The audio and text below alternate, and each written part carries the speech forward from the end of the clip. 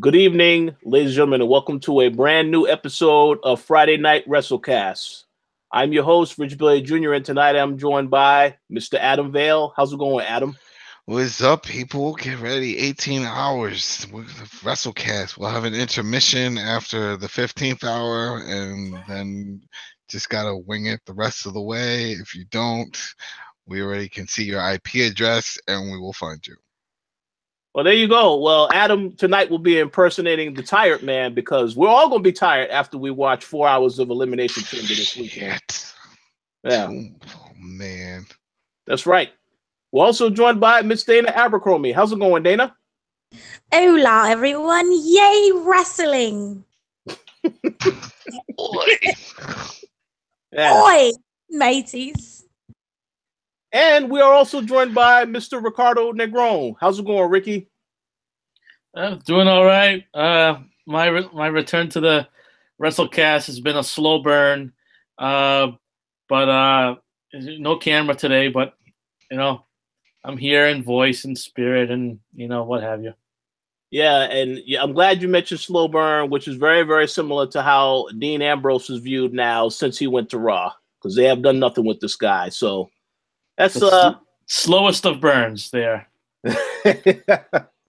Absolutely. So as far as wrestling goes this week, there's quite a bit of things that went down. We are going to get into our Elimination Chamber predictions a little bit later on, as well as some other things. But before we do that, Dana, how about you recap some of the stories that took place this week in wrestling?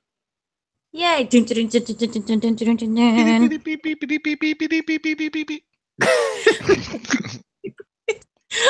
Okay.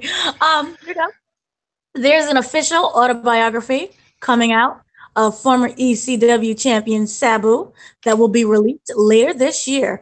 The book, which is untitled at the moment, will be co-authored by Kenny Casanova, who worked on the Kamala autobiography that was released several years ago, as well as the Brutus Beefcake book that was just released. He also worked on books for Vader and Dangerous Danny Davis, which is also slated to be released in this year, 2018. So, yay for Sabu. I'm really excited about this. Sabu. It was revealed that post WrestleMania 34, Dean Ambrose was supposed to turn heel, but as we all know, he got injured, and that just completely ruined their plans. So right now he's stuck in limbo, and nobody seems to know what's going on or what he's going to do. So I would have loved to see him gone heel. Someone go heel. That would have been really nice, but it is what it is, folks. As we already know, it's rumored right now that former ECW champ Bam Bam Bigelow and rap rock dirtbag racist lovely man, Kid Rock is rumored to be the last two Hall of Fame inductees. As we already know, Jeff Jarrett was the last person announced, which was surprising to everyone, but it's going to get even worse with Kid Rock there. Wade Barrett, Wade Barrett did an interview about WWE's perceived burial of talent and how they try to transfer someone else's buzz onto a guy that they want to get behind, as we all seen Roman Reigns, basically. He says that the WWE misuses a lot of guys, and there's a lot of guys you could do more with. But at the end of the day, they pick the guys they want to go with and go with them. They don't think he doesn't think that WWE purposely sabotages. He thinks that there are limited spots to be at the top of the card or even highlighted guys. And there are probably 7 or 8 guys where it's like, these are our main guys going forward for the next 6 to 12 months.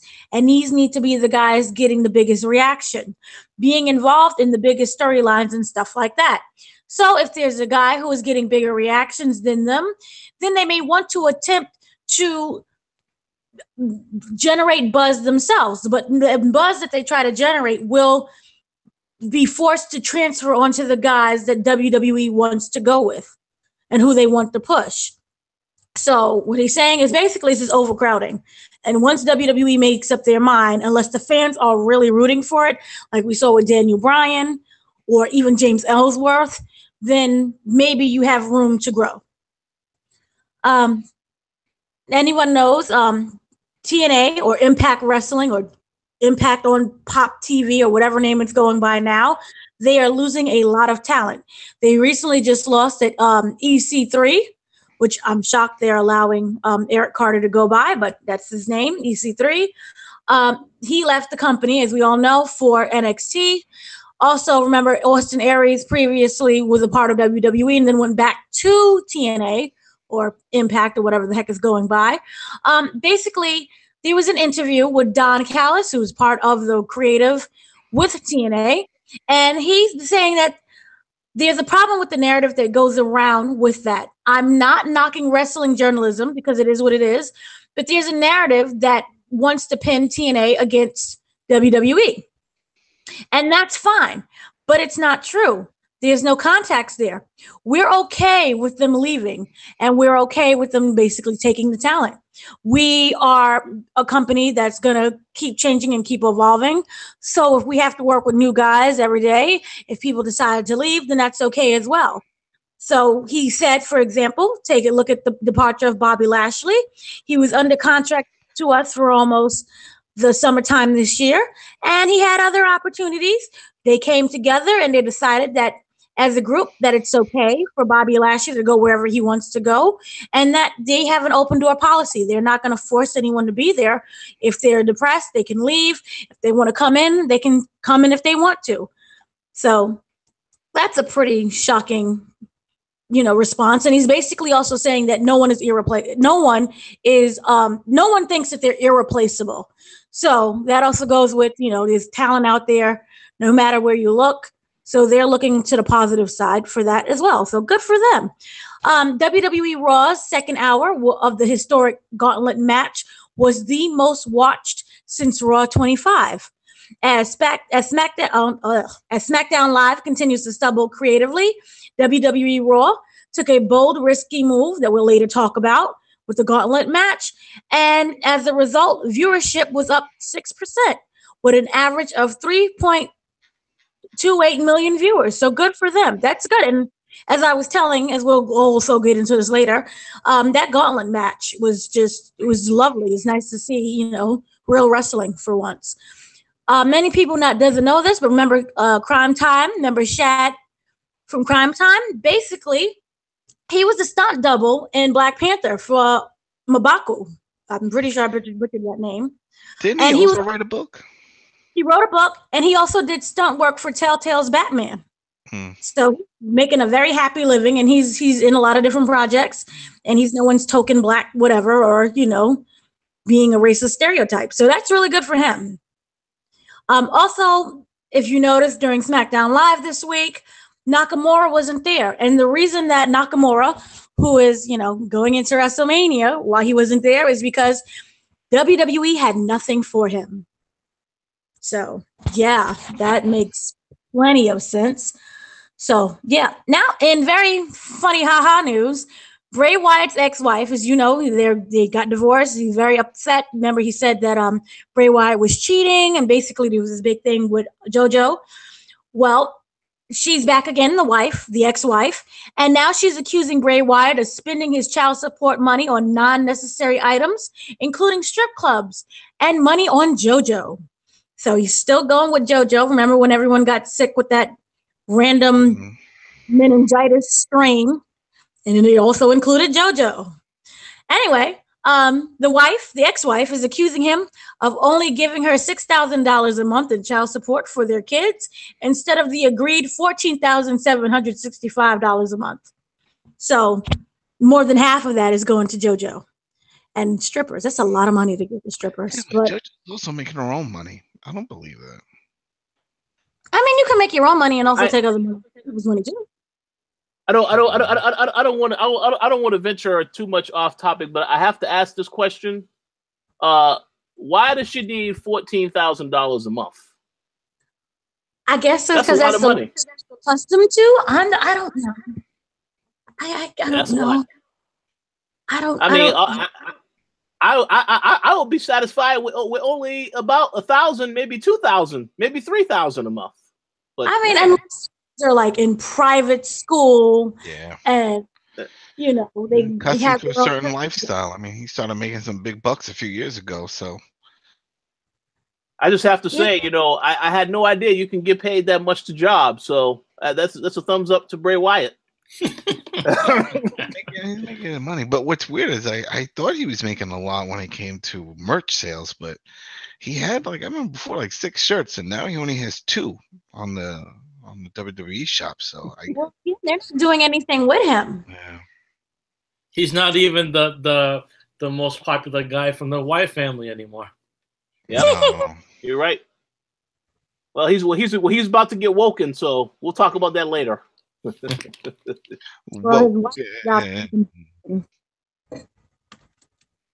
so we'll see. But yeah. So not today, but this week was the 4-year anniversary since we lost WWE superstar Big Daddy V, whose real name was Nelson Frazier Jr., who died of suffering a major heart attack. So rest in peace to him. It's been 4 years. Time really does fly. It feels like it's been a little bit longer, but only 4 years. Seth Rollins made history at Raw. We'll talk about that later. But basically, he broke the record for the longest time spent in a match in Raw history. SmackDown Live ratings continue to decline. It went from 2.6 million viewers to 2.9 million. The go-home show for the Royal Rumble last month, it dropped to 2.5 million, and it continues to drop as well. It seems like SmackDown is on a downward spiral, and if you looked on Twitter, online, people were posting photos of just almost looked like an empty arena. Everything was taped off. And, you know, they positioned the camera at certain angles so you really couldn't see. So it looked like a full house, but it wasn't at all. So that was unfortunate. But, you know, it's Raw and SmackDown sucks right now. So James Ellsworth just revealed the World Intergender Wrestling Championship belt, which is basically pink and blue. So good for him. He's really happy about that since being released by WWE. He is back up again with his Baltimore area promotion, and he is really happy. And he decided he's going to go on this big tour and wrestle whomever he wants to. Women, men, doesn't matter who. He wants to keep his belt, and it's really pretty belt, you know, if you like pink and blue. Ric Flair spoke to TMZ and said Randy Orton is the best pro wrestler in the industry today. So take that as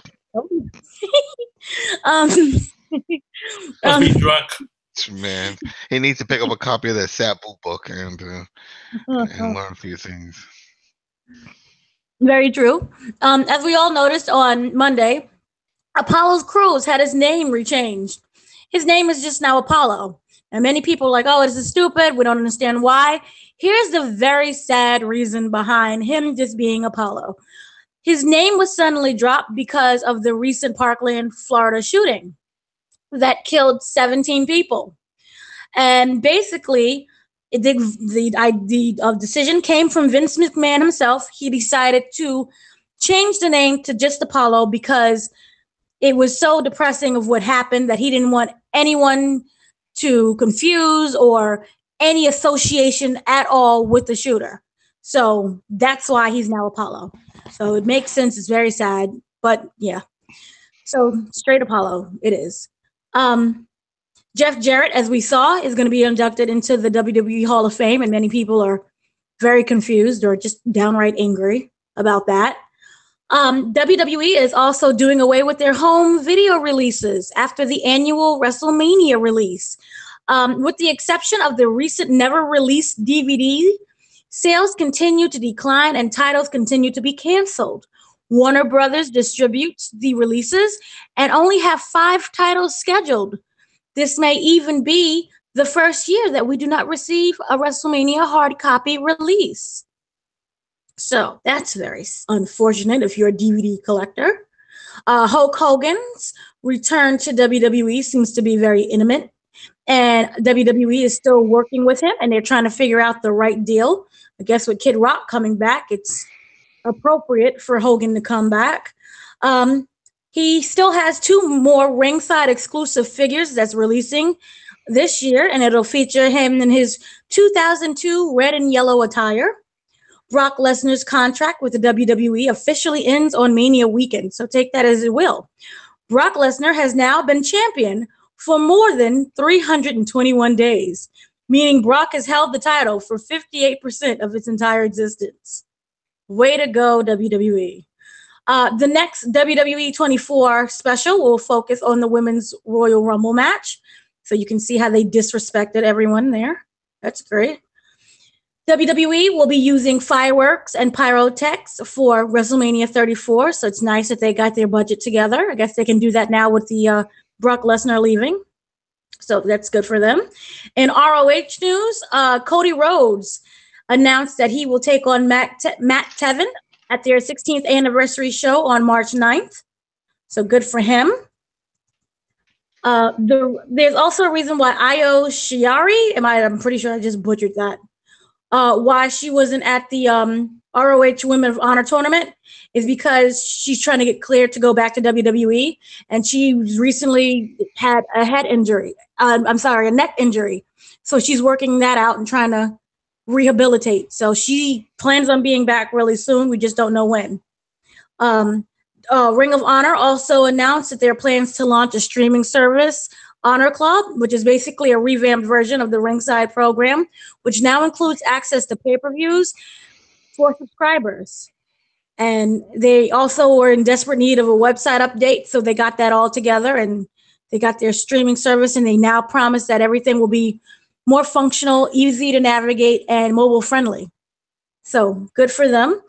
Now, in an interesting event, many people are noticing that WWE doesn't seem to be releasing all of their wellness suspensions. What's going on with the people who may have broken their wellness, policy? Basically, what happened is that it has undergone a change. Previously, the company was obligated by their own rules to publicly disclose names of all wrestlers on the payroll who had violated the privacy and reveal how long they would be suspended. However, that seems to no longer apply to NXT stars or other development talent. And it is clear contradiction to what's written in WWE's own substance abuse policy, where it says WWE will may be amended from time to time, is applicable and binding upon all WWE talent under contract to WWE who regularly perform in-ring services as professional sports entertainer, WWE talent. All talent would take into account those hired to work on NXT and house shows, as well as performers training at the Performance Center. For example, Adam Rose's first suspension in 2013 was never mentioned by the WWE, and when they again suspended him for another further 30 days in 2016, it was never disclosed. So many people are wondering what's going on there. Why are things not being mentioned? So because they don't have to. They don't have to broadcast that stuff. You don't have entertainment. It's sport. They don't have to do that. Contract that they would do that. Well, it might just be a thing where they're just trying to protect the younger ones, the up and comers, before they even get a chance in the main event. They kind of want to nip these problems in the bud. I mean, I don't know. Well, we'll see. That's what's been going on, guys. Thank you for that excellent recap, Dana. As always, I think we should continue with that particular subject before we move on to Monday Night Raw, because I believe Ricky and Adam, you had something to say on this substance abuse policy. I know I definitely wanted to ask Ricky about this because he told me that he believes that Velveteen Dream and Lars Sullivan are definitely juicing. So, Ricky, feel free to explain why you said that. Well, I mean, one thing is that first of all, look at Velveteen Dream. He's super jacked. I mean, that could be that he's in fantastic shape and whatever. But there's also a reason why he was kind of like not even on NXT for a while until recently. So it's like, and Lars Sullivan's been kind of missing too. So it's just one of those things where, like with Lars Sullivan, like the guy's been getting pushed no, hard, and the fact that he's been a no-show for a while. There's only the only other thing I could think about is him, getting this little slap on the wrist suspension or something. But this is purely, I'm saying this as pure speculation. I have really nothing to base on any of this, but it's just a little weird to me. Well, it definitely is weird, and I will add that I think the speculation is fine. Although I still believe we can all confirm that Jinder Mahal definitely was using something, unless of course he wasn't. But I think with the quick turnaround time he had to get his physique the way it is, I think it's pretty obvious he definitely was using something. If I had to make a guess. Oh, I wouldn't doubt that at all. Oh no. Yeah. So. Adam, you have anything you want to add on this steroid stuff? Man, I think it's gotten to the point where they realize, it doesn't matter. It doesn't matter. I mean, it's entertainment. It's not a real sport. It's like we've already determined before. They were like, oh, roid rage, that's BS. It's BS. What? There's other factors that come into play that cause it. Like we saw with Benoit. It's a head trauma and mixture of other things going on, but it has nothing to do with the steroids itself. So there's no point. And it just hurts them. And they know a lot of their top guys, they're doing some stuff, they know it. And what's it going to do? What, they're going to start suspending some of their top guys because of it? No. I'm sure, it's just pointless. It really is pointless because it's one of those things where they're like, oh yeah, it's a sports entertainment, but then it's sort of a real sport. And when they were thinking, yeah, we got this wellness, and I understand you can test for other things, but to start advertising like, yeah, look, all our guys are clean from steroids. Who cares? It doesn't matter. You can have 5 guys all doing steroids, and they're not winning that Elimination Chamber. We already know who's gonna win. The juice ain't gonna help anybody, So, I'm glad this gets hidden. Don't need to see it. Don't need to know. I know. I don't know. It was like a few weeks ago. I think that the news broke also that the TNA's whole steroid testing was all BS. They weren't really doing any of that testing. And it's like, part of me felt like, well, look at EC3. That dude looked like he was juiced to the gills. I'm like, come on now. So we'll see. We'll see if anything changes. And then to answer what Dana said about him using that name, he owns it. He put some copyrights on that. And that's the thing. When this new group came in to buy them, they really didn't pay much attention to any of that stuff. And so a lot of these people wised up and they started getting rights to their names. You saw what happened with Matt Hardy, doing his thing, and now with this, I guess using it, maybe they have plans of doing something with it. Right now it's just EC3. No one knows what it is. He could fill in the blanks for whatever it is. Yeah, we know Ethan Carter III, but that could be anything. He could put it as, Eddie Katz. I don't know. They could do whatever they want, but he likes the EC3 and he knows how to do the 3 little, fingers across. He's got a gimmick, and at least for the time being, it's going to help sell. Same thing with Ricochet. I was surprised by that because I don't think Ricochet is much of a name, but I think it's more like, hey, look, he has his name. He's Ricochet. You know him. They could change him after the first week. They can call him Ping Pong Boy. Who knows? They could do something. But at least he has a name that we all know, and he's there. So I hope they don't change this because they already did the huge announcement thing. The same as being Ricochet. Well, yeah, but down the road they could always change it. We see that they do that all the time to people.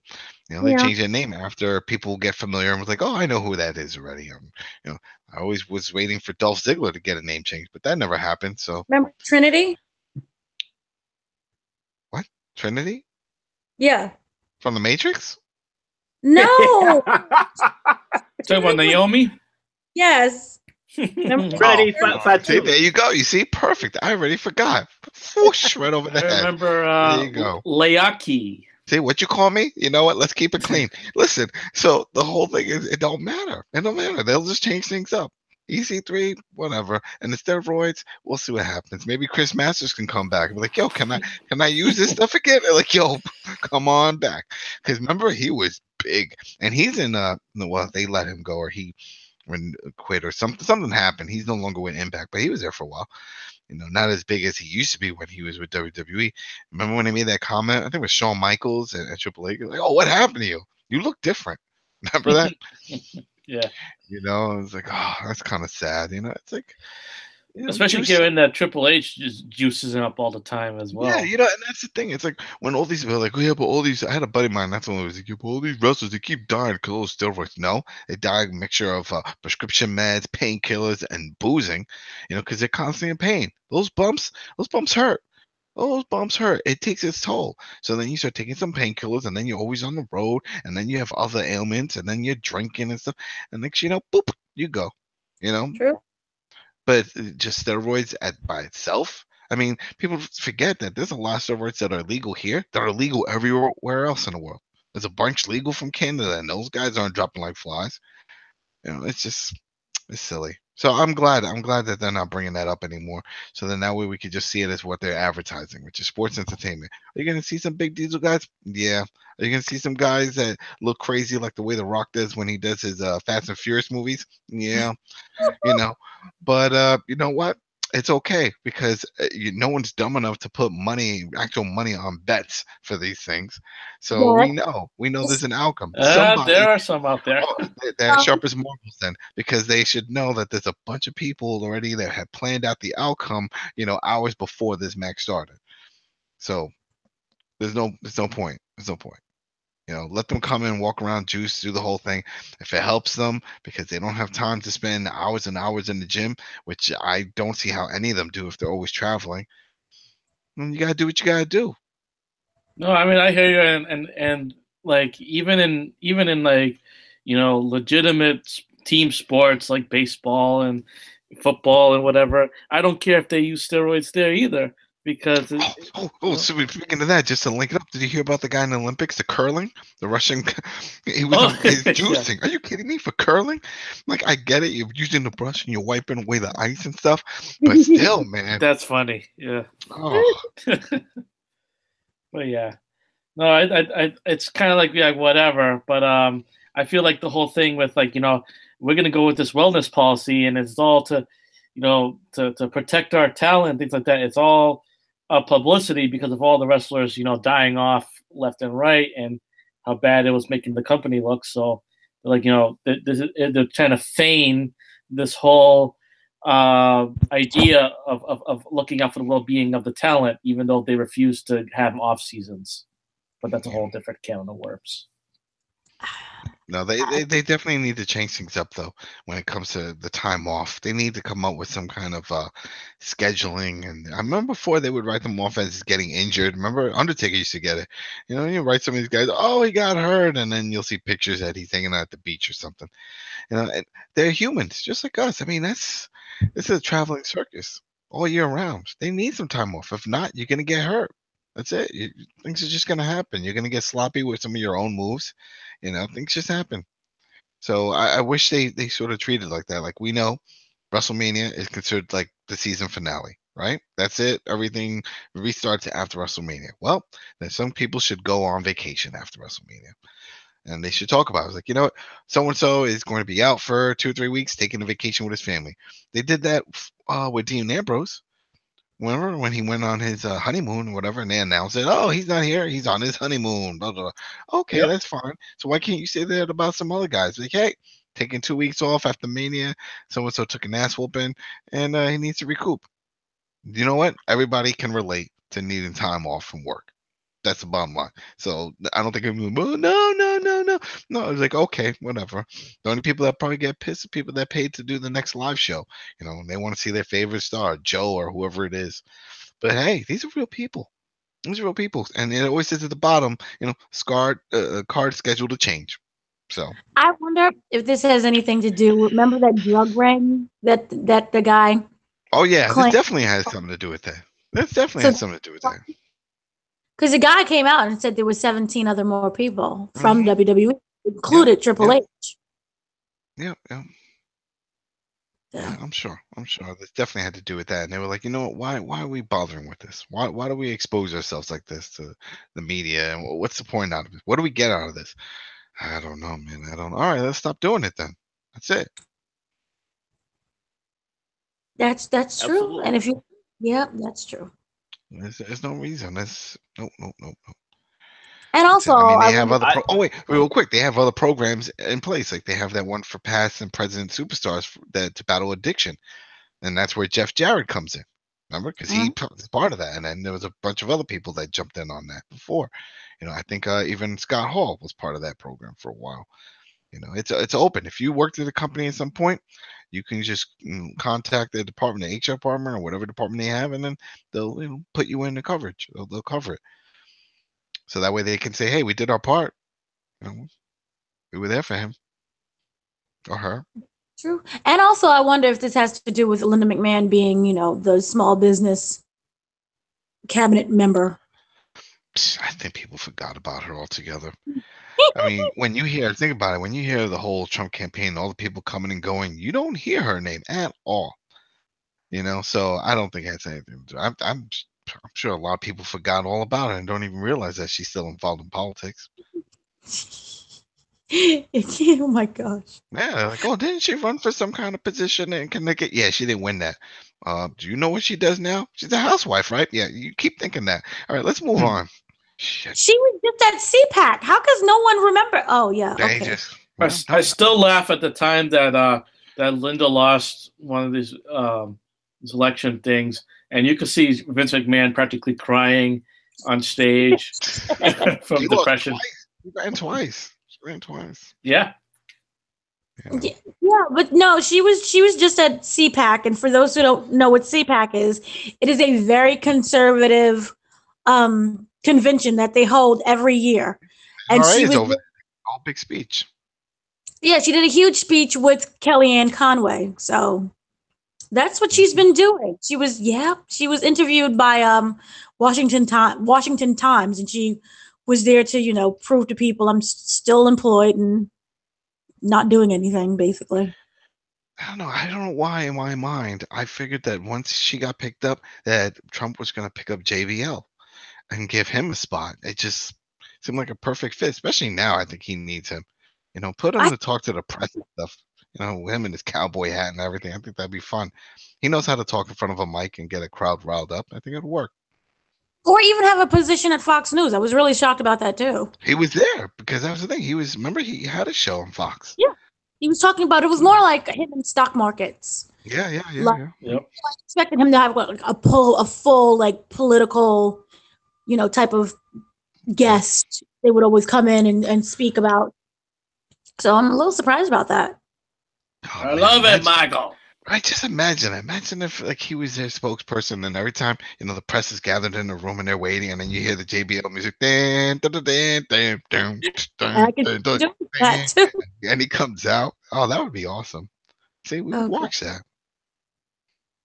Oh yeah, I would. I mean, it's a circus. There you go. He said, I would just to hear what he had to say. We know a lot of it probably nonsense, but it'll be fun nonsense, be entertaining. It would be. But yeah, she was speaking at CPAC, and she looked lovely. And yeah, so whatever. Take that as you will. She's still alive. Mm-hmm. Yeah. Well, we'll see. We know. Two quick things I will mention before we move on to the next topic. I know Linda McMahon is still around, so wish her well with that. And don't worry, Adam. There are plenty of people that will be taking vacations. As a matter of fact, Brock Lesnar been taking a vacation for most of this year. Yep. I really hope, because they said something. I mean, we're going based off of like supposed behind the scenes talks, but supposedly Triple H is in charge of that negotiation right there with Brock for the new contract. And I hope he just says, hey, do whatever the hell you want. You want to go do some more UFC fighting? Then go. And we'll see when you. I mean, because they don't need him. They really don't need him at this point. They don't. They have enough talent. They're stacked with talent. They don't need him. That whole, he's the big thing and this and that. Okay, fine. You could run with that, but it's run its course. It's gotten to the point, it's a joke whenever we hear that he's going to be in a match with somebody, because we already know. It's like, well, if they're paying him so much money and shit, he's going to win. True. Instead of a contract, they should just do a pay per appearance basis thing. Yeah. Definitely, they gotta figure something out, you know. And again, rebranded the whole thing with this universal title. I always talk about it. If you're the universal title holder, you should be able to defend that on SmackDown, Raw, NXT, whatever damn promotion they have after that. You know, it just doesn't make sense. You're the universal champ. You are the WWE Universe champ, not the Raw champ. Then just, you know, bring another belt. Say this is the Raw belt, just like you have the SmackDown belt, and then just have one universal champ that travels around. And those two champs, when they work their way up, then have to go against that person who's a universal champ. You know, I agree. Well, we'll see. Yeah, We'll see what happens. Yeah, we'll see. We'll see. I mean, we're still waiting to find out what's up with this UK division. What the hell happened with that? Well, I think it's about money. It's about money, and over a year, man. What, no house shows. They advertise, oh, we're gonna have all these house shows, and this is gonna be great for the UK. Yeah, BS. Now it looks like it's official that those main guys, Dunn and Bates and them, they're officially part of either NXT or I think one of them is going to 205. Yeah, you know, two of them are 205. You know what I mean? And it's official. So what the hell? You know, I don't get it. I don't. Did it fall apart? Everything fell apart. Well, yeah, I agree. It fell apart. I personally think it's totally fine. You know, Triple H is trying to build up 205 Live now. So if you want to have them appear on there or NXT, I think that's totally fine, because that match that they had on NXT between Tyler Bate and Pete Dunne, that was voted they're amazing. The best match of last year. They are amazing. You know, people I hate when I hear these people like, oh yeah, Bates must have did something, you know, and he lost this match and something. Like, no, it didn't have to do anything. I mean, when it comes to that title, Dunn is amazing. Dunn is great on the mic. Dunn has amazing matches. I mean, why not? I see nothing wrong with him having that belt. Problem is, I don't see where this belt goes. Or does it just end up like the European title where it does pretty much nothing? You know, it's pointless. It'll go on anybody's waist. That's likely. So, you know, and then it sucks. You know, like what was it when he had that match? Was it a week ago or last week? I can't remember. It's all a blur now with Roderick Strong, and they were saying, oh, you know, Roderick Strong could be the first American to hold this belt. Like, no, I hope not. I mean, that's not the point. Then you just killed this belt. You know, because it hasn't really been defended in the UK yet. You know, though. No, don't do that. Well, I mean, you consider, like, this is probably not the best comparison, but you got the United States Championship in New Japan. That's pointless. The U.S. belt. The U.S. belt in the New Japan has not been held by an American yet.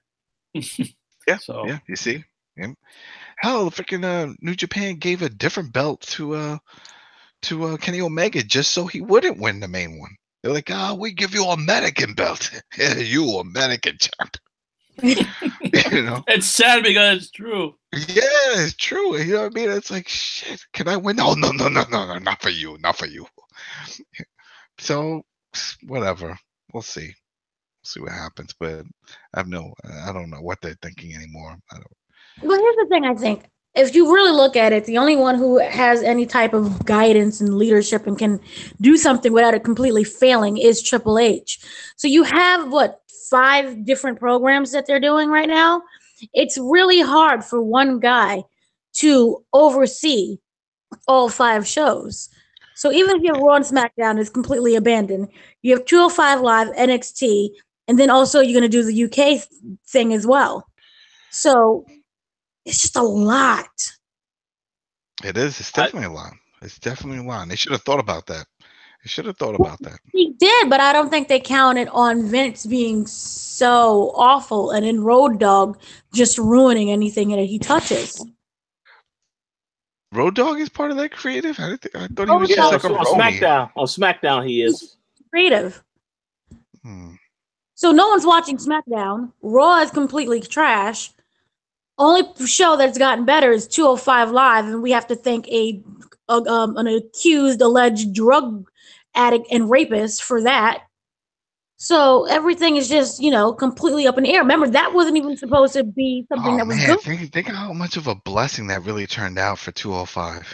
You know, it's like, oh man, it's as if somebody had them in a chokehold and just finally just let go. Oh, it feels like a completely different show. Everything. Yeah, a blessing that had casualties in the form of Austin Aries, who I don't know why he had to leave, and of course Neville, who really was the one that got that division off to a good start. So Neville was burnt out. See, just back to what we were talking about with needing time off. Yeah, he really needed time off. You know, they needed to say, hey, you know what, take a few weeks, go do you for a little bit. You know, because it's too much. It's just too much. You know, I get it. People are saying, it's like, oh, they get paid all this money. Yeah, exactly. They get paid a lot of money to give their entire life to the job. Like, just imagine if your job said, yo, we're gonna give you all this money. It's like, all right, so what days do I have off? We'll talk about that. What? Yeah, we'll talk about it. I got family. Yeah, but look at all the money. Look, your kids are gonna go to the next private school. You know, your wife, she'll gonna have a nice house and maybe an affair on the side or whatever. But man, you got all these divas. I mean, these wrestling women. Come on, you be good. We got you covered. You know, and then they do it. And then next you know, you find out that, you know, they're sleeping with Lita and stuff. So it is what it is. You know, you're always on the road. That's a very good point. All across the board. But, you know, I think Enzo's presence just cursed 205 Live, and everything is just like a blessing finally coming, as you were saying. Because TJP was injured. Brian Kendrick, remember, he had an injury. Rich Swann was suspended at the time before he left. Neville, he walked out, never to be seen again. Tozawa, didn't he have an injury? Well, I thought that was a work with the whole thing with his arm and stuff. I don't know if that was a legit injury. Yeah, he did have an injury, and the injury was creatively because they had him in Titus Worldwide. Yeah. And then he was wrestling like that, and they kept talking about, oh, look, he has an injured arm, and he's still competing. Yeah. You know, then they put the belt on Kalisto for like a week for some, I don't know. He got hit in the head with a water bottle. Yeah.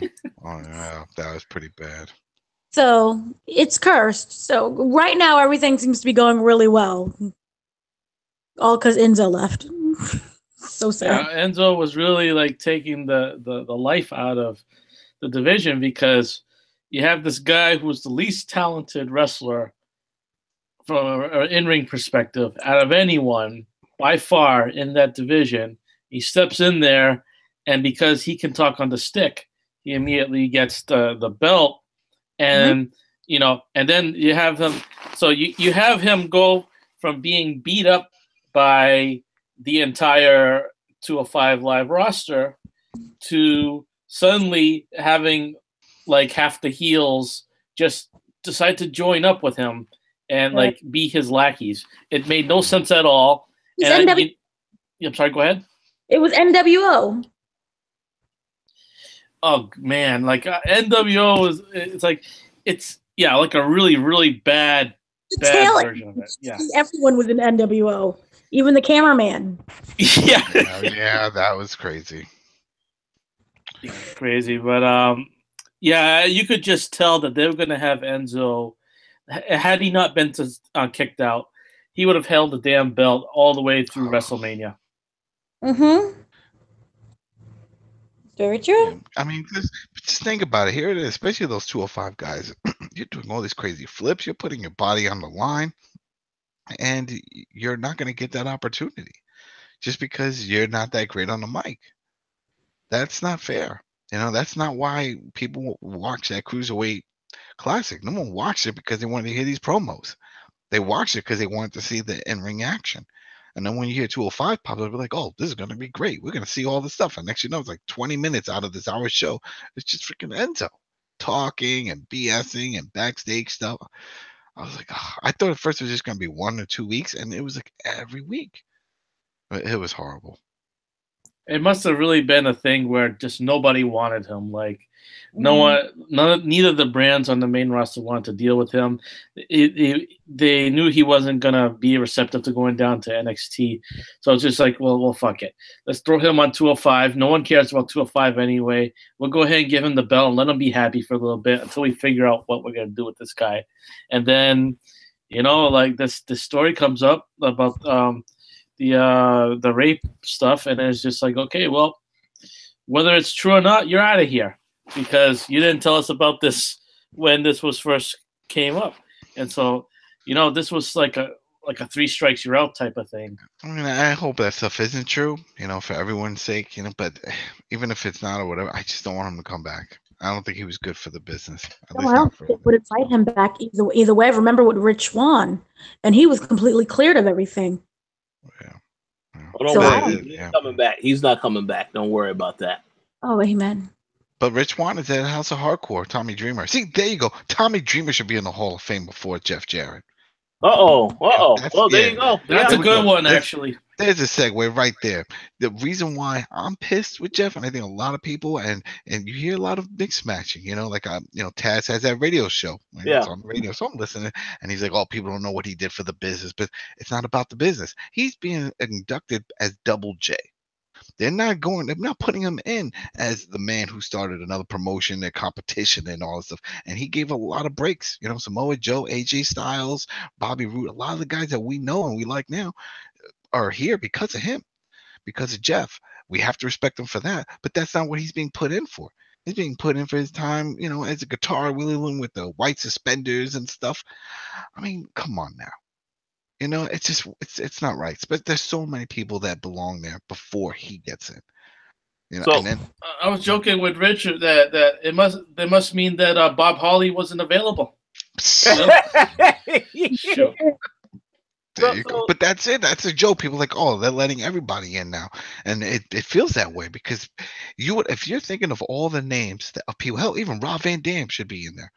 There's so many people that are above that guy right now. I mean, even if you want to see stuff that he did in the biz, the guy didn't pass away or anything. He's still alive. I mean, he's still doing. He just a few months ago, he was part of their competition, GFW. You know what I mean? Hell, he's still linked to an issue that with one of your new rehires, which is Matt Hardy. With the whole broken gimmick. Right? It was just a few months ago that Jeff was on a conference call talking about how Matt doesn't have rights to use that. And it's like, I don't get it. And he left on bad terms also. Remember the whole, having the job to China. He's like, if I do it, I'm out, and that whole thing. Mm-hmm. So I just don't. Obviously there's politics involved. There's got to be another reason why they just bumped him up the list. It seems like the reason is because of Triple H. Vince was against it. It seems that people are reporting, Sports Illustrated, is that Vince was completely against it, and it was Triple H who pushed really hard for him to be in there. And I think it will be just a real quick link to that, though. I have a feeling because we watch the Hall of Fame. At least I do. I watch the Hall of Fame inductions, even though they're long, boring speeches sometimes. I still watch it. Guarantee there's going to be boos when he comes out. Going to be boos, and they'll probably play it off if he comes out as a heel. Jeff Jarrett, because he was a heel, remember, for the long time in WWE.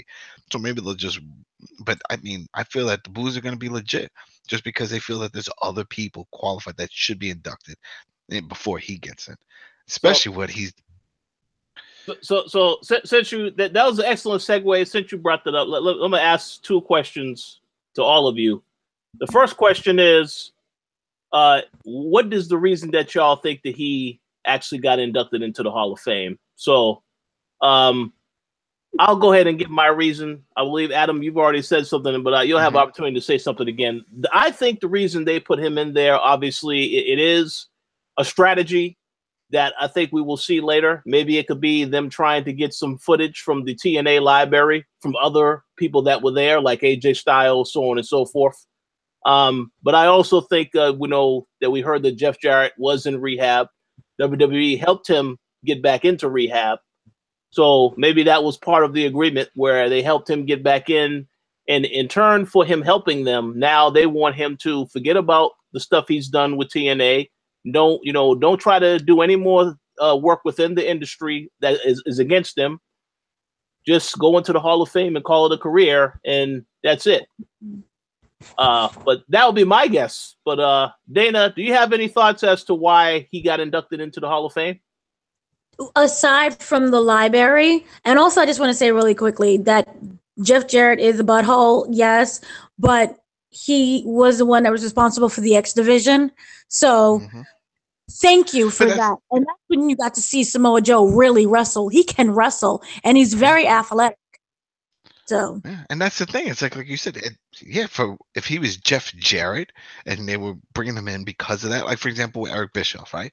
When they brought in Eric Bischoff, they brought him in as the guy who was pretty much trying to destroy WWE. You know, kind of a storyline, kind of not a storyline. I mean, he was part of WCW, and that's what they brought him in as, and that's what we knew him as.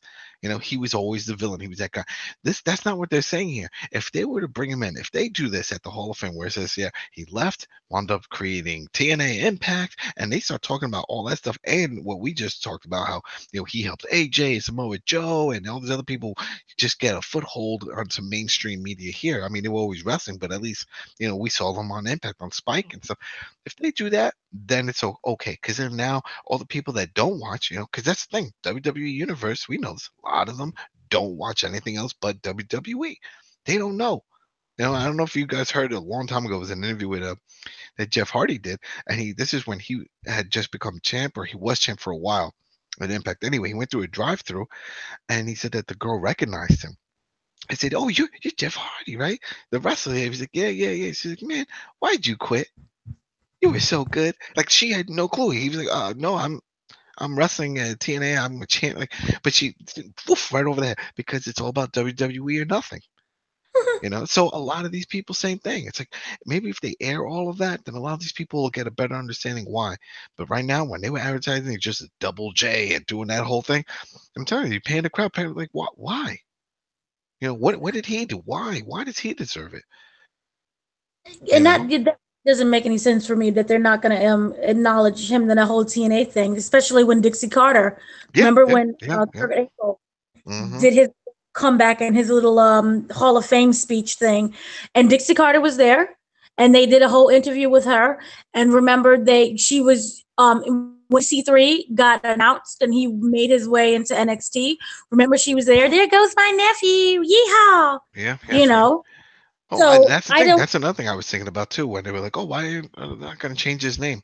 They already have that cool relationship with Dixie. I could see that continuing on. If he comes in doing the whole thing, I could see them still linking that up. So you know what, that gimmick can work. We could keep going with that. Yeah, but as for me, the reason why I think it's a library, and I do think that because it was Triple H that fought so hard for him to be there, I think that he wants Jeff Jarrett to work the NXT in developmental. I think that he wants him behind the scenes. And remember, also they got Jeremy Borash. So between those two, they can focus TNA. Well, it's that other company, Owl or whatever. They own that library. He doesn't own any of that stuff anymore. So, but we can still just help with TNA then. With NXT then, since he doesn't have the library.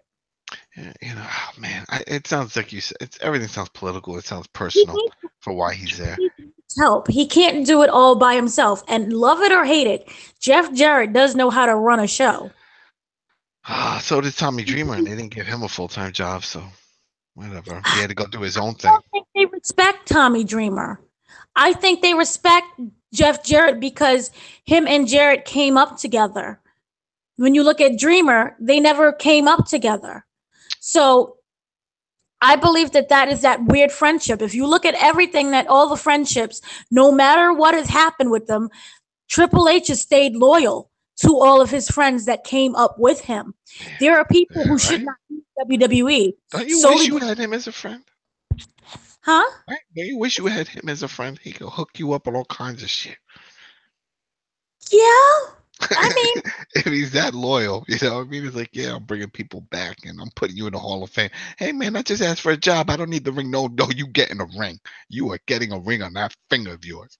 But remember, he's also responsible for Ultimate Warrior coming back. Let's see if he can get China. Let's see if he can put China in the Hall of Fame too. Never. Oh God, I don't think so. I literally have. I don't think so. I would bet money. They have to, because she was the first woman, female. Well, not the Intercontinental champion. She won, first Intercontinental champion. First woman ever won that type of belt. See, here's the thing. That will definitely happen, because they did acknowledge her at the Royal Rumble. You recall on multiple occasions they acknowledged her by name. Stephanie McMahon actually said China's name, which was shocking. Yeah. the only time they ever uttered this woman's name is the day that she died. And remember, everybody was waiting for them to say something. Mm-hmm. And I think that only for them to make it as like a show. Oh yeah, we really stand behind whatever it is. That's the only reason why. They waited until that woman died. And they didn't even make the announcement the day that she died. They made that announcement that Monday, was like, oh yeah, we're really sorry that China died. And that was it. Yeah. And that true. was a really crappy package that they put together. So I don't see it. And I don't see it for the simple fact of Stephanie. Well, hey, we'll see. Good points. You know, we just have to see what happens.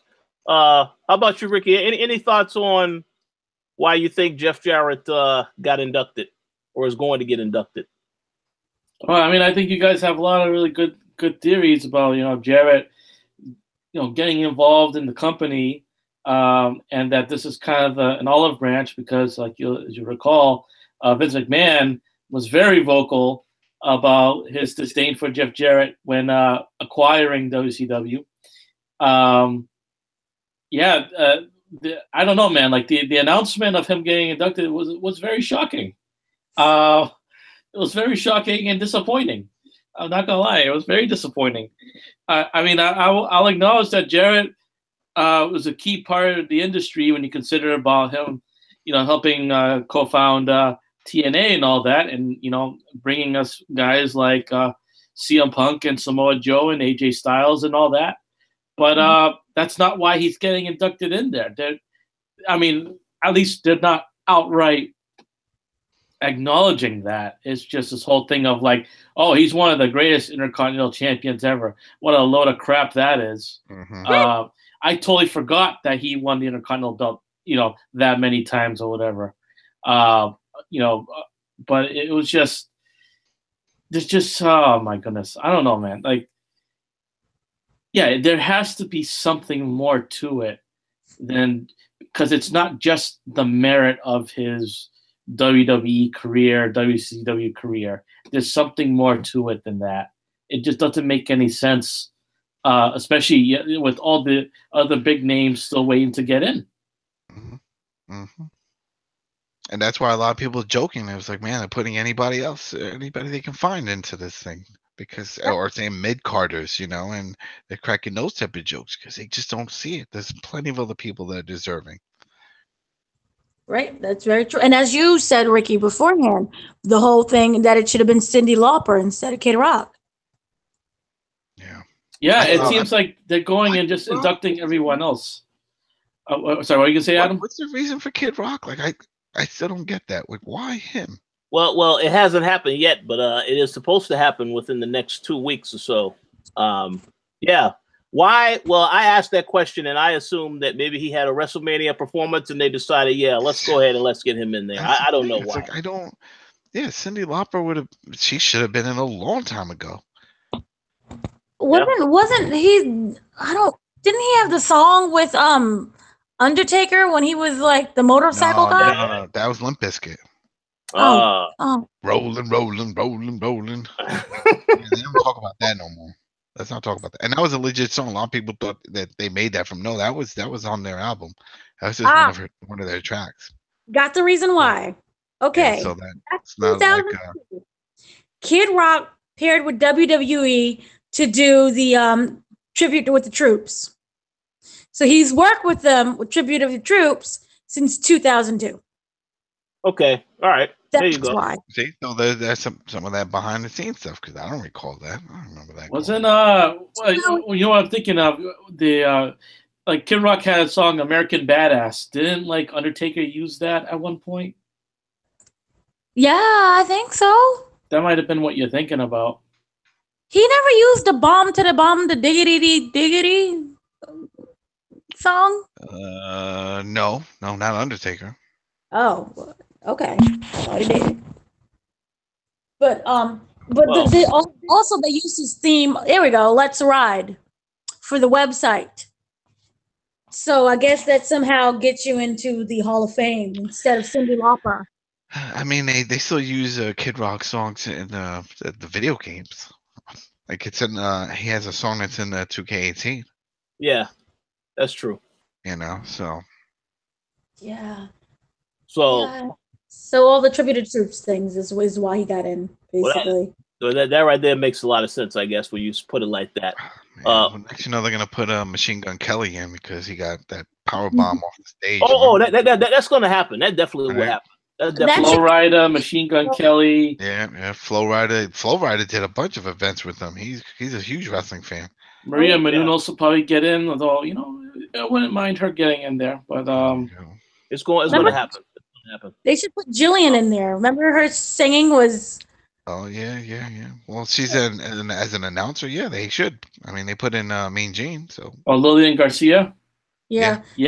She'd be a good one actually. Yeah, and they should do the Hefner brothers. Earl Hebner. Oh, yeah, no. Yeah, Earl Hebner. They stole money from them. Remember, that's legit. They were selling merch like illegally. They stole merch from them and were selling it. And Alonzo stole the belt and burnt it. No. Well, that's different. The way she says it is, and that's what that they forgot that she was released, and they forgot that she was champion. See how they treat women? They forgot. They forgot that she was still the champion when she got released, and that's why she threw it away. They don't give a shit about the belt. Now with the Hebners, they were stealing merch and selling it like on eBay or through some other website or something. This is when they were doing crackdowns on people selling their stuff, and then they found out that one of these distributors said, "Hey, well, I'm getting it internally." I'm like, "What do you mean?" And then they found with these guys, and they fined them. They could have pressed charges. Well, they don't get health care, so they needed the money for health care. Absolutely. Well, we'll see what happens. I was going to ask the question of who do you guys think should be inducted into the Hall of Fame, but you've already said a lot of names. Yeah, there's a lot of names. Yeah, there's a lot of names. So, Sabu, we just talked about him. Put his ass. Oh God. Oh well, hey, maybe eventually, Tommy Dreamer, yeah, that was a good one. We'll see what happens. Only a matter of time. Never. WWE doesn't respect anyone from ECW. Never. You kidding me? Terry Funk in there. Terry Funk, no. Is he dead yet? No. No, he's still wrestling. Whoa! Is he dead yet? That's horrible. Right? I'm sorry. Yeah. Oh, you say the same thing about Vince. Vince said he'll live forever, apparently. So we'll see about that. Life sucks, and then you die. Yeah. So we'll see what happens. But no, any final thoughts before we move on to Monday Night Raw? You gonna say something, Dana? No, just basically Ric Flair and Terry Funk did an interview together, so they're both alive. That's good. Oh yeah. Still alive and kicking. And at least Terry Funk, he's still taking dates. He's still touring. He's still wrestling. The guy's like 70-something years old. Yeah. He's retired like 20 different times. Mm-hmm. Good for him. That's good. Love. Okay, so let's move on to Monday Night Raw. I wanted to ask what you guys liked and disliked about Monday Night Raw. And, I figure I'll start this off real quick because I don't really have much to say about Monday Night Raw. The decision to have the gauntlet match was good. It lasted about 2 hours. So that was a great way to fill TV time. I know a lot of people praised the performance of Seth Rollins. And I have to say that was great to see Seth Rollins take out Reigns and John Cena. But of course they did. He had to lose at some point. So that's fine. But that also confirmed to me that, we already know Seth Rollins isn't winning the big match. And I thought that his little promo afterwards, where he says, I had a good performance on Monday Night Raw, but if I don't win the Elimination Chamber, it doesn't mean anything. So, yeah, he is right. It won't mean nothing because he ain't winning on Sunday. But I thought he had a great performance. Great action. The crowd was really into seeing him do the attitude adjustment on John Cena. That was awesome. So I'm glad to see him get some shine, but unfortunately, we know that will not happen again on Monday on Sunday night. But that's my thoughts. Aside from that, the rest of the show, not really too memorable for me. I know we have the whole Asuka thing. You know, Asuka will be facing Nia Jax. You know, we'll get into those predictions a little bit later. But yeah, for me, the highlight was the everything that they did with that gauntlet match. I'm glad that they decided to do something different, and they definitely kept people busy, at least for the first 2 hours. After that, then they can, you know, not bother seeing anything else on Raw, but I did enjoy that. That's my thoughts, though. Adam, well, Yeah, what did you like or dislike about Monday Night Raw? I liked it. It brought back memories of when they used to do those type of things before, and Attitude Era with Steve Austin and, you know, The Rock. And I remember they would do these crazy long matches or gauntlet matches, or, you know, where they would do all kinds of crazy gimmick type things, you know. And that's what it reminded me of. Is like, oh, we're bringing this gimmick in. It's going to be this gauntlet, and it's going to be one after another. It's going to be great. You know, it was fun, and according to the ratings, you know, a lot of people tuned in to see that.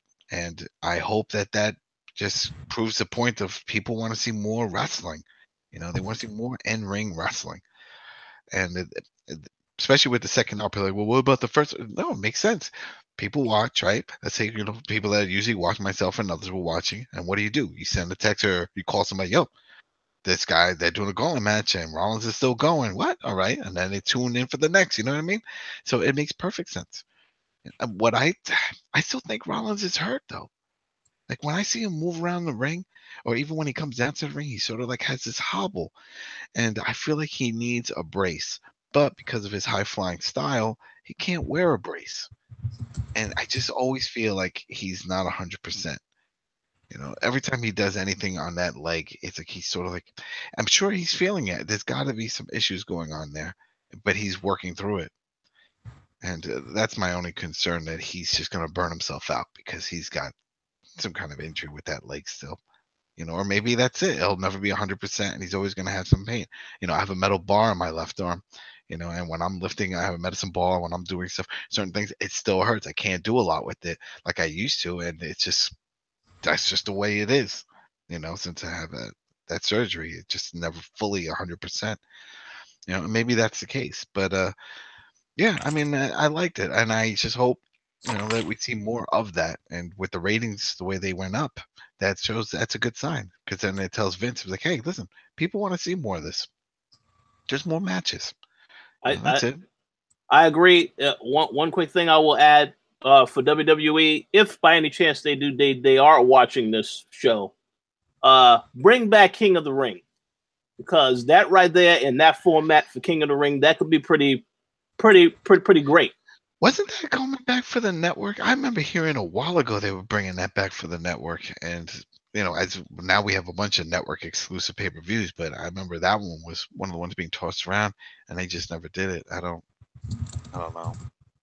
I think they had a lot of great ideas that they let die a terrible death. But yeah, I mean, they would have to change it up. Don't give a guy a crown and all of that. That was kind of cheap. The only person that made that work was King Booker. You know what I mean? Like, that was the only person that made that whole little thing work. If you win King of the Ring, get a belt, get some kind of trophy, get something that it just represents you're the champion. You know, do something like that. Like, remember when Owen Hart won a Slammy and kept walking around with the Slammy award, and he's like, I won the Slammy, and it's like, yeah, you can't take that away from him. He did win that, you know. And they said, well, until next year, and we'll see if he wins it again. Do the same thing with the King of the Ring, just without the crown, because I mean, we're past that. I miss that. Very good point. Yeah, we'll see. How about you, Dana? What did you like or dislike about Monday Night Raw? Well, you know that I ended up texting you. Like, I was almost in tears saying, oh my God, there's wrestling on. It was 2 hours of just wrestling. It was the most refreshing thing I've ever seen. I was just so freaking happy. I wanted the whole show to be like that. Like, I was as good. Obviously, Seth Rollins. He is amazing. And Vince McMahon went on this huge, like, toot my own horn tour where he's saying that it was all his idea. Saying that it was supposed to be an appetizer for the 7-man Elimination Chamber match Sunday. So we're going to get, like, real, pure, good wrestling is what he's trying to beat in our heads for 2 hours straight. So I'm cool with that. I don't really think it was his idea, but you know, he's old. Let him believe what he wants to believe. And also, it was revealed that the reason why Seth Rollins ended up beating Cena and Roman Reigns is because after WrestleMania 34, Rollins is going to be feuding with Roman Reigns. And remember, there's no mention of Brock, so we know how that's going to end up going. And I said, with the lack of top heels and on the Raw brand, there's speculation that WWE will either turn Rollins heel or switch Rollins to SmackDown Live and bring up a top SmackDown star over to Raw to feud with Reigns. So that should be interesting. But as for the show itself, I thought it was amazing. I loved Rollins. Obviously, he stood out. I was very shocked that he beat Roman Reigns. I wasn't shocked about the John Cena thing. John Cena just seems to be there because he's his contractual obligations. And I see him being happy with that. Like, he goes in, he does his job, and he leaves, and he's back in Hollywood. And that works for him, and I really don't care. But I was shocked to see him beat Roman just because, it's Roman Reigns. But his matches were great. I love that there wasn't any of that stupid selfie cam thing that they like to do those promos. I'm happy that it was just pure, straight wrestling. I was shocked that Elias defeated Seth Rollins. I was really shocked that Finn Balor won anything. So that was great. Also, The Miz and Finn Balor, The Miz won that one. I'm not surprised. I'm surprised that they allowed Balor to get that far. Strowman came in and was entertaining. I'm pretty sure that Adam hated that because he was just basically throwing around the guy the whole time. But but for me, I think it was great. Nia Jax, and people don't remember this, but Nia Jax actually assaulted Asuka. And, everybody was like, ooh, oh my gosh, what's going to happen? So I can probably see Nia Jax fighting, what's her face? The girl I can't stand. That's not a wrestler. Ronda Rousey? Ronda Rousey. Ronda. I can see Nia and Ronda because I really would hate if she would go after Asuka. Asuka should be with Charlotte and let Ronda do Nia. So I can see that happening like during the the signing that's going to happen at the Elimination Chamber. But other than that, that was good. Titus Worldwide. God, I can't stand Titus with every bone in my body. I hate that whole gimmick. And the bar, that match was good. That was great. You had Sasha Banks and Grandma Mickey James came out, and they was good. They was able to, fight and wrestle. Bray and Matt Hardy. I really wish that, especially for a going home show, that they would have been there instead of having the promos. I didn't understand that as well, but I'm the only one who likes their whole delete situation in the laughing. So to me, that didn't bother me. But in all honest to God honesty, after the gauntlet match, the show could have went off the air and I would have been good. They should have went off the air. I don't get it. I don't get why they. And not that when they announce, what's coming up next, I'm like, you're making it seem like we need to get rushed and move on to something else already. It's like, let's see where this goes. Gauntlet match afterwards, and I was very disappointed that there wasn't. I agree. It should have ended right after the gauntlet match. I don't know, but very good points all around. Let's see. I don't know. How about you, Ricky? What did you like or dislike about Monday Night Raw? Oh, what I liked, obviously Seth freaking Rollins, putting on a hell of a show and reminding the world that he's still pound for pound one of the best in-ring performers in the industry. And it was just a hell of a performance there. I said it after. I said regardless of whether he wins the gauntlet match or not, he's the real winner of it because he went and faced 3 guys in over an hour, and he did not stop. He went, full tilt the whole time, and he pinned Roman Reigns and John Cena clean on the same night, which we will never see again. It's never happening again in our lifetimes. So that was history. And that was fun. And we even got to hear Elias Sampson's entrance theme for the first time in forever. Yeah. As you know, he comes out to the, he plays himself to the ring and everything like that. I think this is the first time since NXT that we've heard his entrance theme. The Drifter song. Yeah, and I like it. I like it. So it's like it was nice to hear that again. Yeah, that was all good. And as far as what I didn't like, I mean, as always, Michael Cole, if there was any way to just mute him from the broadcast, it would make my viewing experience a lot better. I wish that they could swap him out with Tom Phillips or something like that. But that's going to be the usual stuff. But to make up to a point that you guys mentioned earlier, like about the gauntlet match ending and ends, like, oh yeah, up next we got some more action, things like that.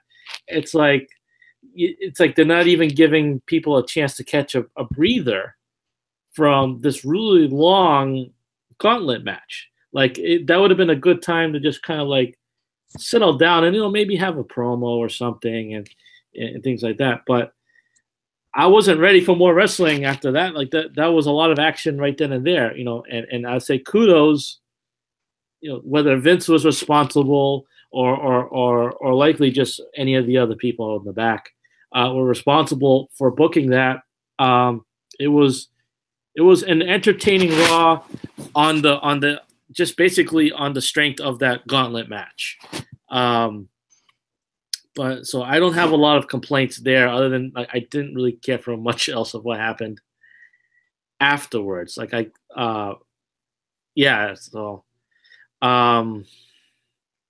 I mean, you can go into the whole thing with the women's match that closed out the show, that they're doing this whole thing of like now you have women forming alliances heading into their chamber match, and that's something that we can get into once we do our predictions. But I don't know, I'm not buying any of that, any of that crap. So yeah, I agree. No, I don't like the whole setup of like we already know who's going in first, we know who's going in last. It's like it ruins the whole mystery of it. Now I feel like it's all predictable. Yeah. Well, we already That's knew. the thing. And we know, supposedly we know who's going to win. I mean, it just seems like it's going that direction. And if that's the case, it just makes everything boring. It's like, what are we doing? I think the thing, and this is a bit silly, like saying this because we're all adults, but you have to remember that this is marketed towards kids, and WWE is marketed is presented in a way that there's always an influx of kids who are new to it, and this stuff isn't as predictable to them as it is to seasoned viewers like us. Like we can see what's going to happen a mile away, but a lot of the kids are oblivious to it and are not going to, catch on to how things work. And they're the ones that really they're just marketing to. So it's like, yeah, if it's predictable to us, well, who gives a shit about us? Because we're not the ones that they're trying to appease here. No, screw the kids. I was here first. No, I meant to that. I meant to that. I want to be sports entertained, but that's not their agenda. Absolutely correct. But if you're a kid, you can still have the element of surprise by just not telling us who's going to be first and last. No, I agree. I that is one of the like when I was watching old Elimination Chamber matches, one of the interesting things is like they do the little countdown and then you try to see like, okay, who's going to be the next one out of the pod, and I don't like that being spoiled for me. Like already knowing who's first and who's last. Even with the Royal Rumble, I want 1 through 30 to be a complete surprise. I don't want there to be like, oh, we're going to have a match and the loser of the match has to come out first, or the winner of the match is going to be number 30. Don't spoil it. Like I want the entire thing to be a mystery. Like it should be a whole thing of like you gotta watch to find out. But it's just a thing of that there's so much filler on Raw and SmackDown that they have to come out with these little bullshit stipulations of, oh, if you win it, you'll be the last one, you know, in the chamber or whatever. So True. I don't know. And also, what I really hate was when the Royal Rumble happened. You know, people was like posting videos of which number was which. WWE was removing videos left and right because it was like, oh, it spoils the event.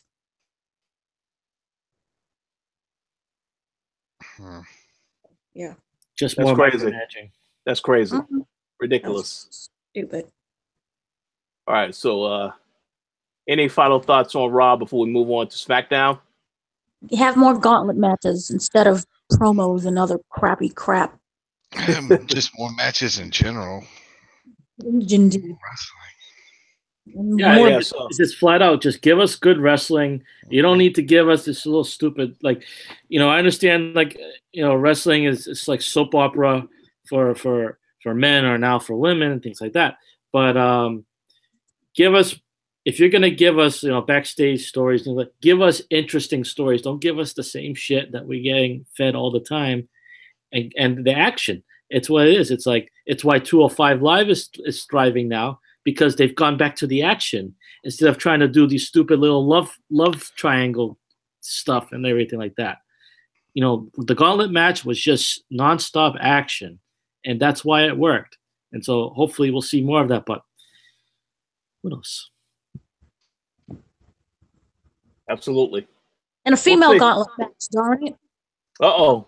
Well, yeah, maybe that'll happen next. We had that already. We had one where Nia Jax dominated until she lost at the end to Bayley. Yeah. Okay, yeah, that's true. Well, then have memorable gauntlet matches, darn it. Oh, we will when they put Ronda in it, and everyone just start going in, and she's destroying them all. Yeah. I mean, do remember that Ronda Rousey had a reputation for beating her opponents in UFC quickly. Yeah, So yeah. I wonder With if an that's armbar something. quick, and they knew it was coming too. So talked about predictability. I mean, she said, "I want to beat you with an armbar," and I'm like, "Yo, no, you're not." And then, "Oh my God, Tam!" I love Adam's impersonation of that. That's great. Yeah, that was it. Funny. Every single one of those women would make us cry like bitches. Oh yeah. Oh, whoa. Ouch, that hurts. No, here's the thing, though. It's scary, man. She scares me. This is why I still don't like her. Here's the thing. They're going to book her as a female Brock, and we already cannot stand Brock. But it's going to be different because the female division has not had a female do this. Plus, she can talk on the mic. I'm sure they're going to give her time. And So it'll be okay. She's going to get away from him. We're tired of Brock because Brock doesn't want to be there. Brock is absent all the time. Ronda's going to be there. She's in there day in and day out. She has. Apparently she. Here, you know. Yeah, apparently she's a full-time WWE wrestler, but it takes her a whole month just to sign the contract to start wrestling. Again, it's not her doing. It's not her doing. You know what I mean? I mean, she's just another cog in this whole big machine right now. Yeah. You know, like when she talked about, they were like, "Oh, did you know what you were going to do at the pay-per-view event and do all that?" She, I didn't know any of this stuff. Royal Rumble, she said, I just got there and they just told me, what are you going to do? You're going to go out there, point, go around, shake hand, point, and then that's it. Cut. So that's what she did. So when people are like, oh, she's still in the spotlight, don't blame her. Don't blame her. That's true. Creative put that together, not her. You're right. And that's the problem. It's creative, and this is why I'm completely not happy with her being here. Don't worry. We'll get you a Ronda t-shirt. You'll be on board. You'll start drinking the Kool-Aid, and you'll be like, oh, there's some tasty Kool-Aid. Oh, my God. Is this blue drink? Yep, it is. Dana's about to get rowdy. Yeah. We'll see. Then I want Cyborg in it. Oh, no. Now you're going too far. No, you don't have a comment policy anymore. No. We're still not even sure she's part of the female division there, because I mean, whoa. I'm just saying, there's a whole hot take. Hey, you better watch it, Adam, because we go to a live event. She'll come up to you. Hey, I heard what you said about me on WrestleCast. She'll start eating me. She's crazy. No, Cyborg is a whole other thing. And remember, she tried to get into wrestling. She's trying to do that Becky Lynch starting a feud with her. Yeah. On Twitter. She's tried to jump in there, but no, I don't think she's a good fit. Well, with all due respect, that's a good thing, because if she did get in there and she did have a match with Becky Lynch, she will destroy Becky Lynch. So they need to make sure that don't happen. So and it's another one that that's different. Her situation was different because of the whole steroids. She was busted for doing steroids, and she was doing real fighting. So that's cheating. And so was Brock. He almost killed Strowman. Yeah. Oh yeah, hey, he almost killed Orton. Remember, he knocked out Orton with that. Oh, look at Orton's bleeding. But Orton told him to do it. He said, cut me the hard way. So he asked for it. Yeah. I don't think he was expecting that much blood. Everybody's like, wait a second. You can't predict how you're going to bleed. Nobody can predict. I'm just going to trickle a little. Oh, my God. What the hell? No one can predict that. You know what I mean? It's like you don't know what's going to happen. We used to hear it all the time with blade jobs.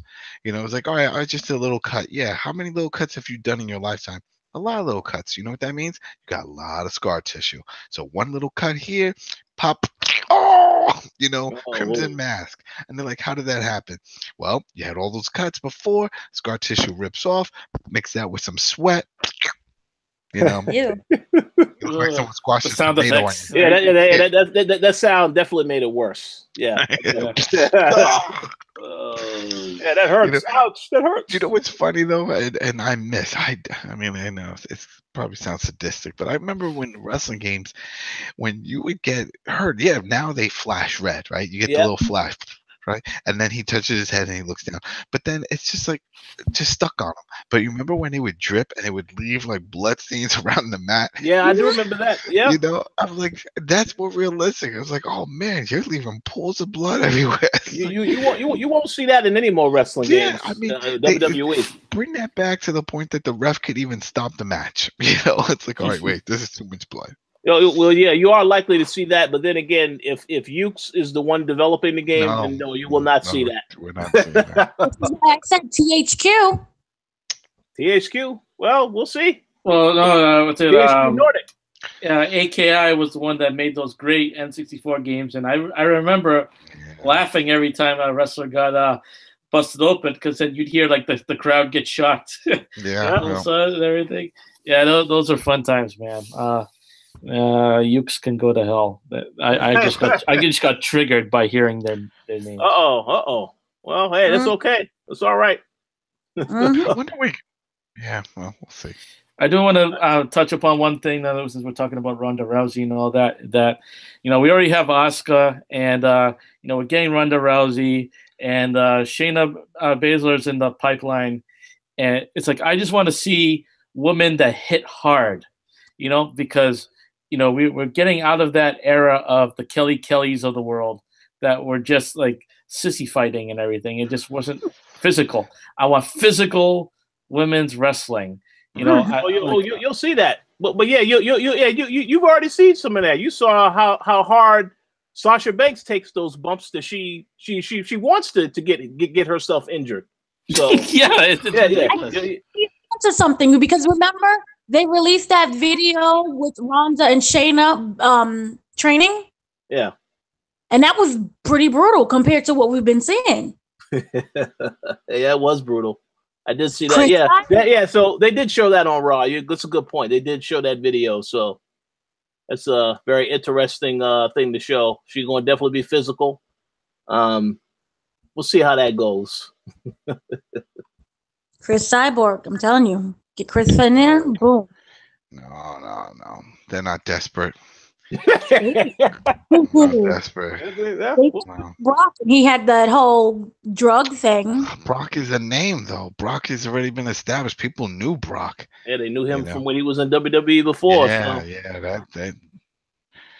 That's a whole different story there. We'll see. But let's move over to SmackDown. Was there anything that you guys liked or didn't like about the SmackDown? You go first, Adam. No, I fell asleep halfway through that shit. I just don't get it. I just don't get what they're trying to do with all of it. With AJ and then with the Shinsuke, and I get that, but then with Jinder, and then I don't. Is he still a top guy? And then Owens, and then I don't. I think. Know. Well, to answer that question, yeah, Jinder is the mid card. He is the mid card act now. They have him in that United States title feud now, so that's where he's at. And also, that whole storyline proves that the whole list idea, that was all a storyline just to have those guys put into it. Yeah, that's what I'm saying. I was waiting for something to really come from that list. I mean, well, they're announcing the list, so maybe we're actually going to see it. Because remember, back in the day, they used to do something like that. They would have like ranked something, like a ranking number at the bottom, and when they would come down, it's like, oh, he's the number one contender. What makes him the number one contender? No one ever asked that. You know what I mean? It's like, don't you have to beat a certain amount of people to get to that? I mean, that's the way it works in most places. You know, it's like, you know, UFC, stuff like that. You got to win like 3 or 4 fights, big name fights, and then you get your title shot. You know, and I just, they need to do something like that. I thought that's where they were going with this list, but if they're doing lists, bring back Cyber Monday. Cyber Monday. Didn't Eric Bischoff come up with that? Wasn't that Eric Bischoff's thing? Probably. I think it was. They could do that. But yeah, you know, if I could say anything else on SmackDown, I mean, yeah, I really don't really understand where they're going either. I mean, this whole 5-way match now that has Dolph Ziggler and Baron Corbin. I will say the Baron Corbin AJ Styles match was somewhat okay, but I've already seen these guys wrestle months ago on SmackDown. So I mean, I think whenever they finally get to WrestleMania, we have Shinsuke, and the fact that he wasn't there, very, very, very stupid. You know, him, Ty Dillinger were on that list, and these guys haven't been on TV for weeks. So I don't understand that, but I will say. Hey, wait. Maybe if it's giving them the time off. We were just talking about that. Maybe they were like, you know what? Take some time off. Rest. Okay, you know what? No, but why would he show up? Shinsuke, there's no excuse for Shinsuke because this guy is somebody who you're supposed to be building towards his match with AJ Styles. So I guess that just shows how little confidence they have in him to being able to cut a promo. It don't matter. He's still going to win the belt. He's still going to win that belt. No, he's not going to win. He's gonna win the belt. They're giving him the belt. No. Yeah. Well, hey, you know, I guess that is the goal. For him, meaning they have nothing also locked in for him for the future. No, he's getting it. He's getting that belt. I bet Monopoly money on it. He's gonna win that belt. They're gonna do another shake-up. AJ will bounce to Raw. You know, and then he'll feud with Finn, you know, for the club and all that stuff. That's a storyline right there. So I definitely see that happening, and I gotta just say this: we will make sure we take down this date, Dana, that you said that he won't win, because I think that if you look at AJ Styles and Shinsuke Nakamura, if you look at who needs the belt more, I think we've already seen AJ can do just fine without a belt. But although I still think he should be a champion. But yeah, if they want to give it to Shinsuke, we'll see. No. But go ahead. Vince McMahon does not trust Shinsuke to be champion. He does not think that he can sell. Well, yeah. No. Yeah, too bad. It's a big money contract saying that Shinsuke could do whatever he wants to do. And I think that they need to give him that belt. They need to give him that belt. AJ doesn't need the belt. We had Brock Lesnar for like almost 400 days. Yeah, we're getting actual talent being champs. No. Hey, I agree. Well, we'll see what happens. I mean, we're going definitely talk about WrestleMania predictions in the future, but yeah, I think Shinsuke definitely going to take that belt also. But we'll see what happens. So, yeah, Adam, you said your thoughts on SmackDown. Dana, did you have anything that you liked or disliked about SmackDown? I was mentally asleep, but AJ Styles and Baron Corbin's missing hair was all right. Needs to shave it off. Just shave it all off. Bad. The point is, like, it's getting like Hulk Hogan. Yeah. Or put a bandana on. Yeah, there you go. Put a bandana on. Bandana. Can't stand New Day. Their existence bothers me. I'm tired of them. But the Chad Gable Benjamin Shelton match was okay. Sick and tired of the Usos, but okay. The 6-woman tag match was actually decent. Even though I still don't care for the Riot Squad, and I get them confused with the other squad over on Raw. But that was decent. My thing is that the women seem to have no more personalities anymore. That's my issue. Everyone is just there and just blending into each other. Where's Rusev? I don't know where Rusev went, but I would like to celebrate Rusev Day again. That somehow is, that's not there. Jinder, I'm sick and tired of Jinder Mahal and his boring feuds. And Bobby Roode needs to be elevated way more than where they got him. He needs to be a heel. So they got to stop pushing him as a babyface. I just can't. That's another one. I don't know what they're doing with him. They don't know what to do in general. Let's see. Overall, it was just. Oh man, I was like asleep mentally. I just didn't punish myself anymore with this. Oh no. I agree with a lot of what you said. I just want to make a comment since you brought this up and that reminded me of another reason why I dislike SmackDown. You mentioned that New Day had a match against Shelton Benjamin and Chad Gable to become the #1 contenders for the tag titles. So once again, we're going to get the New Day versus the Usos at the next pay-per-view. I mean, come on. All the teams they have, it's the same matchups. They need a tag team tournament. WWE needs a tag team tournament so we can have actual tag teams. Well, we're getting that one in the what you call it? Oh, the Bludgeon Brothers? No, what's his name? The Dusty Road Classic is back. Yeah. So we're getting it. At least in NXT, we're getting it. Well, in NXT, but we're not getting it now in WWE in SmackDown. They don't have enough. They don't have enough tag teams in SmackDown to do it. They need to call up the Authors of Pain ASAP. That tournament should be universal wide. The whole universe should be a part of that. That's the only time that'll work. That should be like the World Cup of tag teams. That's what they should do. This is why I'm against this whole brand split. I'm sick and there's no talent. So if you put all the darn brands together, we can have a tag team division. We can have a decent IC run. I'm tired of the brand split. This is stupid. No one's winning. Well, no, don't worry. That brand split will be coming to an end. It's later this year, supposedly. So we'll views. Oh, just for the pay-per-view. Nothing else. Just the pay-per-views. Oh, that's no good. It's just to boost up because people weren't going to the shows. They're having trouble selling tickets. So they're like, shit, all right, well, let's just merge this together and put another hour on it. No one's going to SmackDown. No one's going to Raw. You have no tag teams. You hardly have any divisions for anything. The women, which you got up and made amazing, is literally dog crap. Everyone looks the same. I can't tell anyone apart. Ruby Riott looks like Paige. Mandy Rose looks like Becky, not Becky, the other blonde. Looks like Nia. Don't tell me somebody looks like Nia right now, or else that's it. I know you'll be BSing. Oh yeah, no. And still, no one has they started off with all these great personalities, all these different in-ring techniques that are different. Everyone looks the same. All of their matches are really quick. Nobody cares anymore. Do something.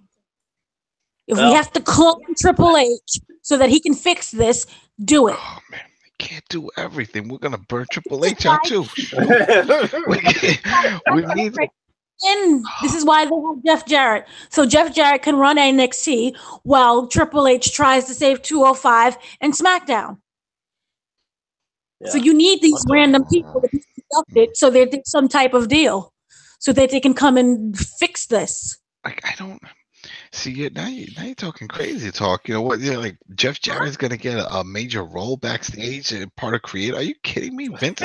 You're trying to kill Vince? What are you doing? What are you doing? Yeah, we just Borash. We want him in the Hall of Fame. Borash is just a mouthpiece. He's not really doing much. He's not here as creative. He's just here as another mouthpiece.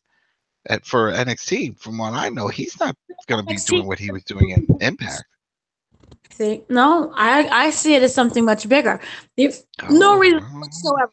They said that Triple H fought to get Jeff Jarrett in. Why? Well, they fight to get him out. Because this is not. No, it's not going to happen. Not going to happen. No, no, I no, see it no. happening. No, They have especially to, he's got his own shit dealing with. He's still not. He's still in rehab. He still hasn't cleaned himself up yet. you can No, still no, write no. and be a drug addict. That works very well for a lot of great Yeah, for musicians, but not when you're on the road traveling around wrestling. No, I don't think so. He's not Uh, wrestling. He's just No, gonna be he in has. No, no, no, no, no. I don't believe it. Nope, nope. Fake news. Nope, not happening. not fake news. I'm telling you. Look, WWE has digged themselves in this hole where they're trying to make themselves this really big conglomerate. You have them with this network and 15,000 shows that they're doing. Then they keep adding more shows on top of that and different programs. They Nope. keep doing, so you have to sustain it somewhere. So therefore, you need to bring in help. You need Jeff Jarrett to run one thing while Triple H runs something else. Do you Well, hear yourself how crazy this sounds? A I'm guy not who was a competition, they bring him. They didn't even do that with Eric Bischoff. And they're going to do Bischoff that with Jeff. for Pope. Bischoff kind of sucks creatively. Aside What? from like We are having a pay-per-view event this Sunday that he created. He created the Elimination Chamber he created it, but he's not sustaining it. because they fired him. Oh my God. They're not giving Jeff anything. No, I did not know you were such a supporter of Jeff, but no. I'm not supporting Jeff. I'm supporter of some help Triple H because they're drowning. No, there's plenty of other people that Triple H has behind the scenes that he can get besides saying, you know what, I'm bringing this guy in, and he had all these problems and he got this drinking problem. And don't worry, we're going to put him in the Hall of Fame. We're going to give him a cushion job. Oh, did I tell you he's going to be your boss and creative? Yeah, he's going to be the boss. It's going to be awesome. No, but who do they have? Road Dogg. You know what? Throw money at Paul Heyman and say, hey, do you want to do this again? Here's a lot of money. He said no. He said he wants to put his children. Yeah, exactly. But money talks. For the right amount, he would do it. Everybody knows that. He's got kids. They got to go to college. You know what I mean? For the right amount of money, and like you said, it's just writing. Don't have to go and wrestle. Look, you can't rely on Road Dogg. Road Dogg is busy writing homophobic tweets. I didn't even know he was part of all that. I thought he was just a road agent. Oh man! What exactly? It's falling apart backstage. Okay, it's not. Oh man! I'm telling you, this is what's going to happen. Jeff Jarrett is going to come in and help Triple H because here's the thing: Triple H is really loyal to people that he's known, and they've had some type of obligation to him, and he's going to come in and he's going to help him. And therefore, Triple H is going to be able to help all these other things that's going around, all these different projects. Vince is busy with FXL or XFL, which is a good thing. But meanwhile, everything is falling to poop. He needs help. I don't know if Jarrett is the help that he needs, though. Yeah, and under your logic, that means Vince Russo's coming back too. Are you saying Vince Russo coming back? No. Okay, here's the thing, but he needs help from someone. Jesus on the main line is not answering calls. Okay? So he needs someone. I don't care who it is, but he does need someone. At least we can agree with that. Well, Mick Foley knows how to put together matches and stuff. Is Mick still alive? What has he been doing? He's in Long Island. He's chilling. He's recovering from his surgery. Yeah. He's in surgery all the time. Oh, see, you got something to say about everybody. Oh, boy. I will just say this. Yeah, if Jeff Jarrett definitely wants to in any way get involved creatively with WWE, he just better make sure he doesn't spend any time around Ric Flair because they will use that as an option. I'm trying to think of this great idea of what to write about. Yeah, you need some assistance? Yeah, why don't we go to the bar and think about it a little bit further? And then we have some bad things happen to both of these guys. So we'll see what happens. We'll see. But I don't think. I mean, you said he was in rehab. Even if eventually Triple H does allow him to help with some stuff, I don't think that would happen that quick because he has to get over this or whatever is going on with the rehab situation before WWE allows him to do anything. But we'll see what happens. Stranger things have happened. So what? WrestleMania? He's going to be at WrestleMania. Listen, by WrestleMania, he better be sober. He better be clean. Everything he's going to be partying. He's going to come out and look all crazy. I'm like, oh no. No. He has to be in tip-top shape for WrestleMania and get up in front of that crowd talking. By then, he has to be. You know what I could see? This is the only thing I could see. I could see them bringing him back as somewhat of a performer to work with Elias.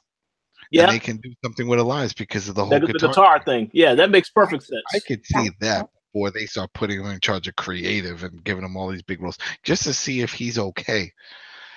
You know, because people don't understand he was wrestling just a few months ago. Also, remember he almost hurt somebody in the ring. You know, because he showed up drunk. Yeah, I do remember that. I remember that one. Yeah, so I mean, there's a lot going on with this guy. He got demons. You got to fight those demons first. You start giving big responsibilities to him. Come on. You see, there has to be a reason why Jeff Jarrett is in the Hall of Fame. Yeah, the TNA library. Who knows? He'd be like, yo, I got some pictures on my old phone. What? Oh my Lord. Shit. I thought you got that. Yeah. What are you gonna do for me? Huh? What are you doing for me? And he's like, don't worry, I got you covered. I got you. That's it. Meet me in New Orleans. Don't worry, Dana. We all the answers will be revealed sooner rather than later. But yeah, it definitely is a reason why he is in there, and we will find out what that is at some point. I wonder if it's just to piss off Kurt Angle. Well, that's other drama because he married Kurt Angle's ex-wife. He's raising Kurt Angle's kids. So here's a question. Hypothetically, do you really think they would do that for storyline purposes just to get Triple H versus Kurt Angle at WrestleMania? No, because they're all both former drug addicts, and that could set them off. No, we're getting Triple H versus Braun Strowman at WrestleMania. I thought it was The Miz. The Miz versus Braun. Well, I thought that's that. I keep hearing that also. Going. Yeah, I thought and you know, honestly, I don't understand that at all because there's no way in hell the Miz would win that match in reality. A title match too? Oh hell no. No one's asking for Strowman versus Miz. They shouldn't do that. Well, we'll see.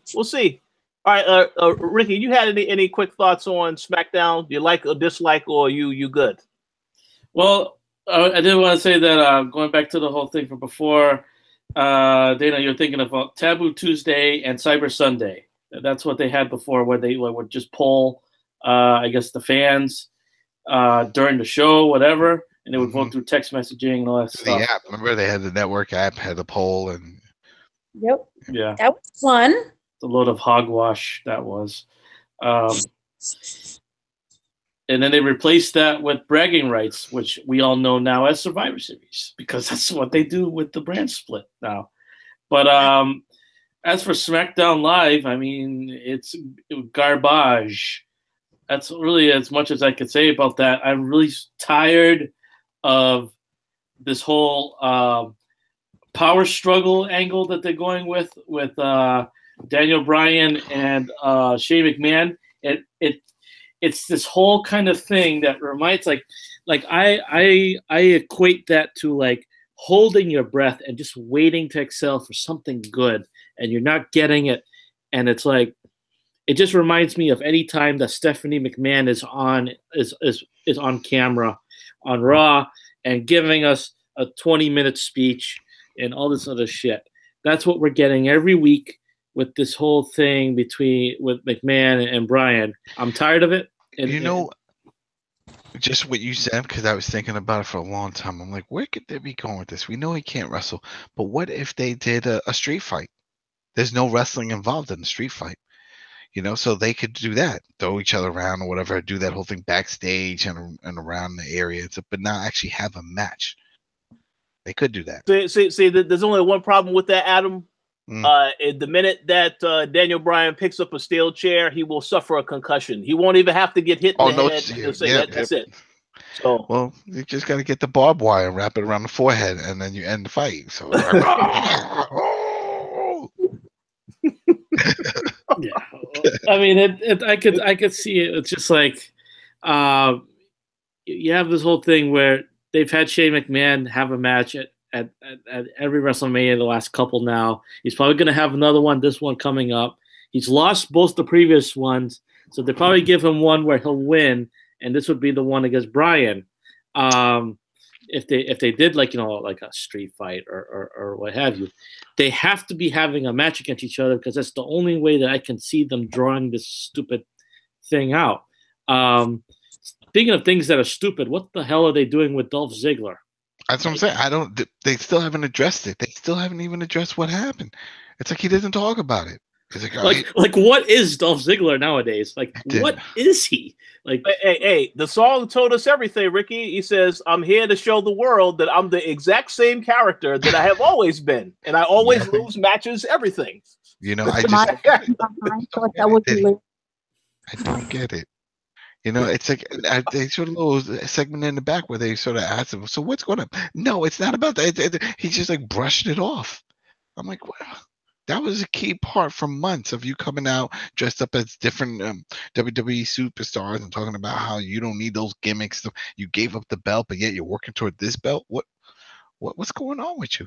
Well, you on the crack rock? You got the crack rock? In storyline logic, anyone that has a belt and they decide, "Oh, I'm going to walk out of the company," why the hell are they even in the world title picture at this point? Yeah, no. Makes no sense at all. Just like that when they had him come back as the last number in the Rumble and did nothing with that. So it doesn't make any sense. No, they don't know what they're doing with him. That's another one in the shuffle. They have no clue what they're doing with him.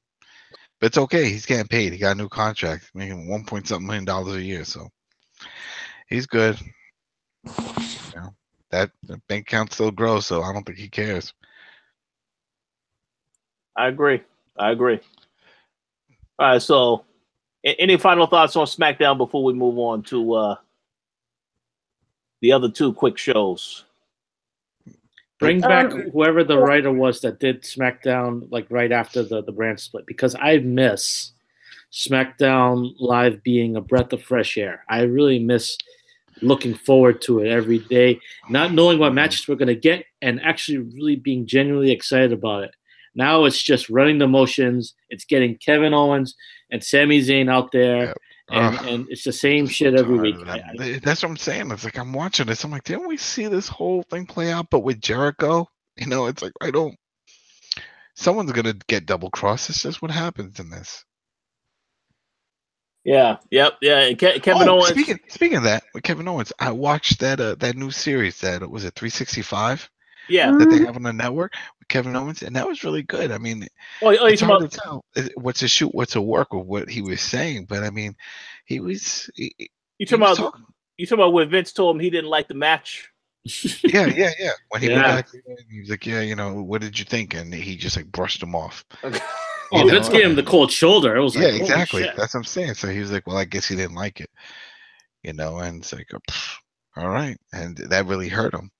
Yeah, and then talking about where he wanted to see himself, and he wants to be one of the top guys, and he always wants to be up there, and the whole thing. And he got upset when he got bumped down, and that's why he cleaned himself up, called himself like the savior of Americans or whatever it was, that gimmick. Remember, for a little bit, the new face of America, yeah, face of America, and he talked about that, and that didn't really go over well.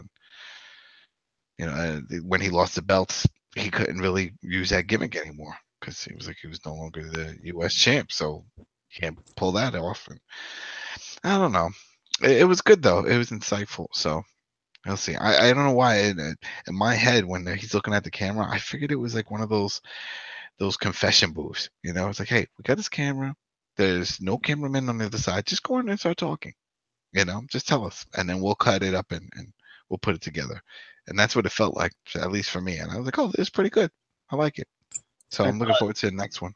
I thought it was pretty powerful that I'm sorry, Richard, before you continue, I was gonna say I thought it was pretty powerful that Kevin Owens had his first singles match at a WrestleMania, and he had it against his childhood idol, Chris Jericho, and he won the United States Championship off of him, after having this long angle, working together with him and all that. And you would think that would be such a great moment for him. But for him to not get Vince's approval, it devastated him to the point where he's just like, he didn't even want to talk to the cameraman. I thought that was just such a big roller coaster of emotions for him. But what were you going to say, Rich? Oh, so I was going to say two quick things. So funny you mentioned that because I know Jericho had said on his podcast, he had said initially that match was supposed to be for the Universal title, but of course they had the whole Goldberg thing that went over, so that's why they gave the belt to Goldberg, which was unfortunate because I thought that U.S. title, they definitely should have been fighting for a better title. It would have made the match better also. But all I was going to say is I wasn't going to make anything serious. I was just going to make a comment and say Adam was saying that he can't wait for the next 365. Well, you probably won't see that for another 365 days because WWE doesn't have a schedule for any of this stuff. Yeah, and that's unfortunate. So. Yeah, that's unfortunate. They really, really need to get better about that stuff because you talk about this having more content on the network. They should be doing that stuff, especially that. Because I mean, bring back Breaking Ground, man. That was awesome. Yeah, I agree. Wait, that reality show? No, you're thinking of Tough Enough. Breaking Ground was also like where they were showing the guys at the Performance Center.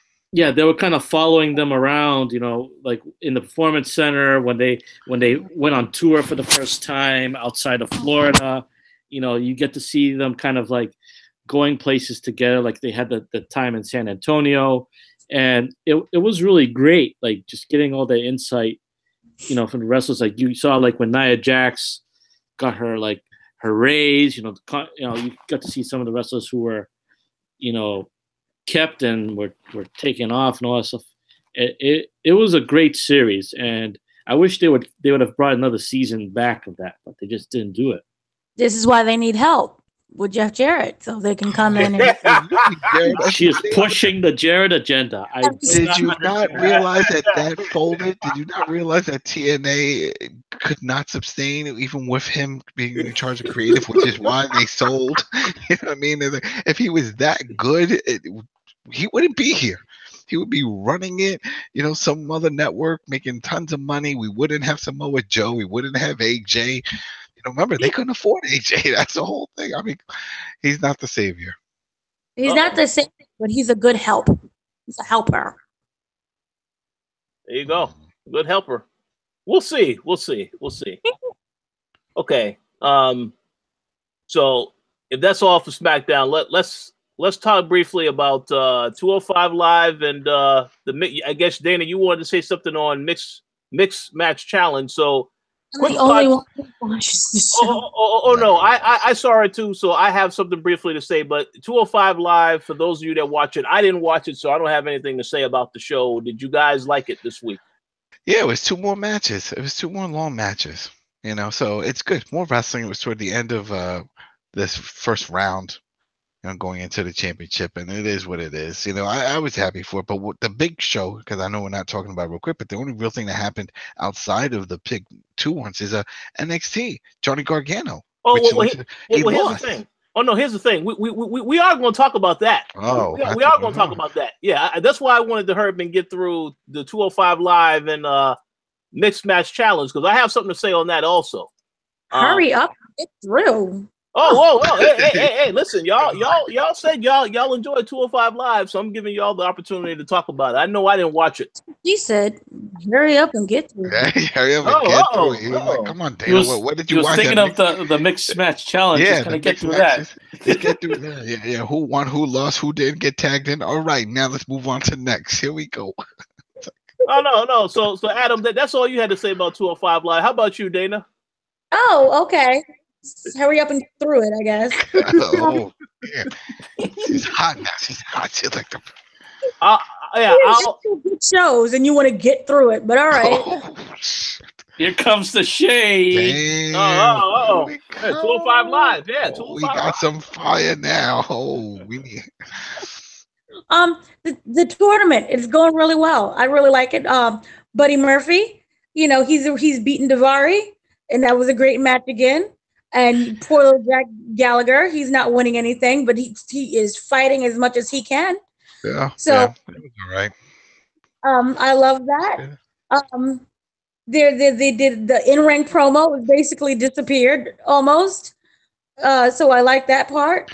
What's funny with Buddy Murphy, he has the same thing song that he was using in NXT when he was part of that tag team. Oh, that's true. You know, that dubstep. They just didn't do the camera work. Dubstep Cowboys. That's funny. Oh, I freaking love their entrance, man. Yeah. Alexa Bliss was part of that. Remember, she was like the manager for a little bit, and then she was their, female counterpart. Mm-hmm. Yep. So, also we need more cruiserweights. So anyone who's looking for all the cruiserweight stuff, it was in there. I want to see more time. I want to see where this tournament goes, because tournaments are nice, but I don't see an end game. So, It's funny just to talk about these weights, because 205. Do you know? And boxing and mixed martial arts, that's a light heavyweight. So I'm like, man, they're really not that light. But whatever. I don't know. I was just thinking about the number of 205, because like when we hear it, was like, okay, 205, but it's like, really, they're not little guys. Because when I was looking at Murphy, like, dude is jacked. He's up there. That's why when they were like, oh, you're 206 or some shit. No, 204, 203. They said some number. It was a little lower, and they shook his hand, and I'm like, shit, really? But then I was thinking about it. I'm like, man, yeah, like Michael Bisping, who was he was a light heavyweight champ for the UFC, and that's the 205 division right there. That's the weight class. Mm-hmm. So I'm like, shit. All right, well, whatever. The show also has to stop disrespecting Hideo Itami. Like, let him do something. That would be really nice. He exists. If not, just release him. Well, they gave him that good match with Strong, and I think he's going to be that. I think his role is just to have solid matches, but I don't think he's ever going to be the man. He lost. Yeah, but he had a solid match. It was a good match. He lost, but that was still a good match he had with Roderick. So I think it's going to be one of those. I think Roddy's going to win the whole damn thing.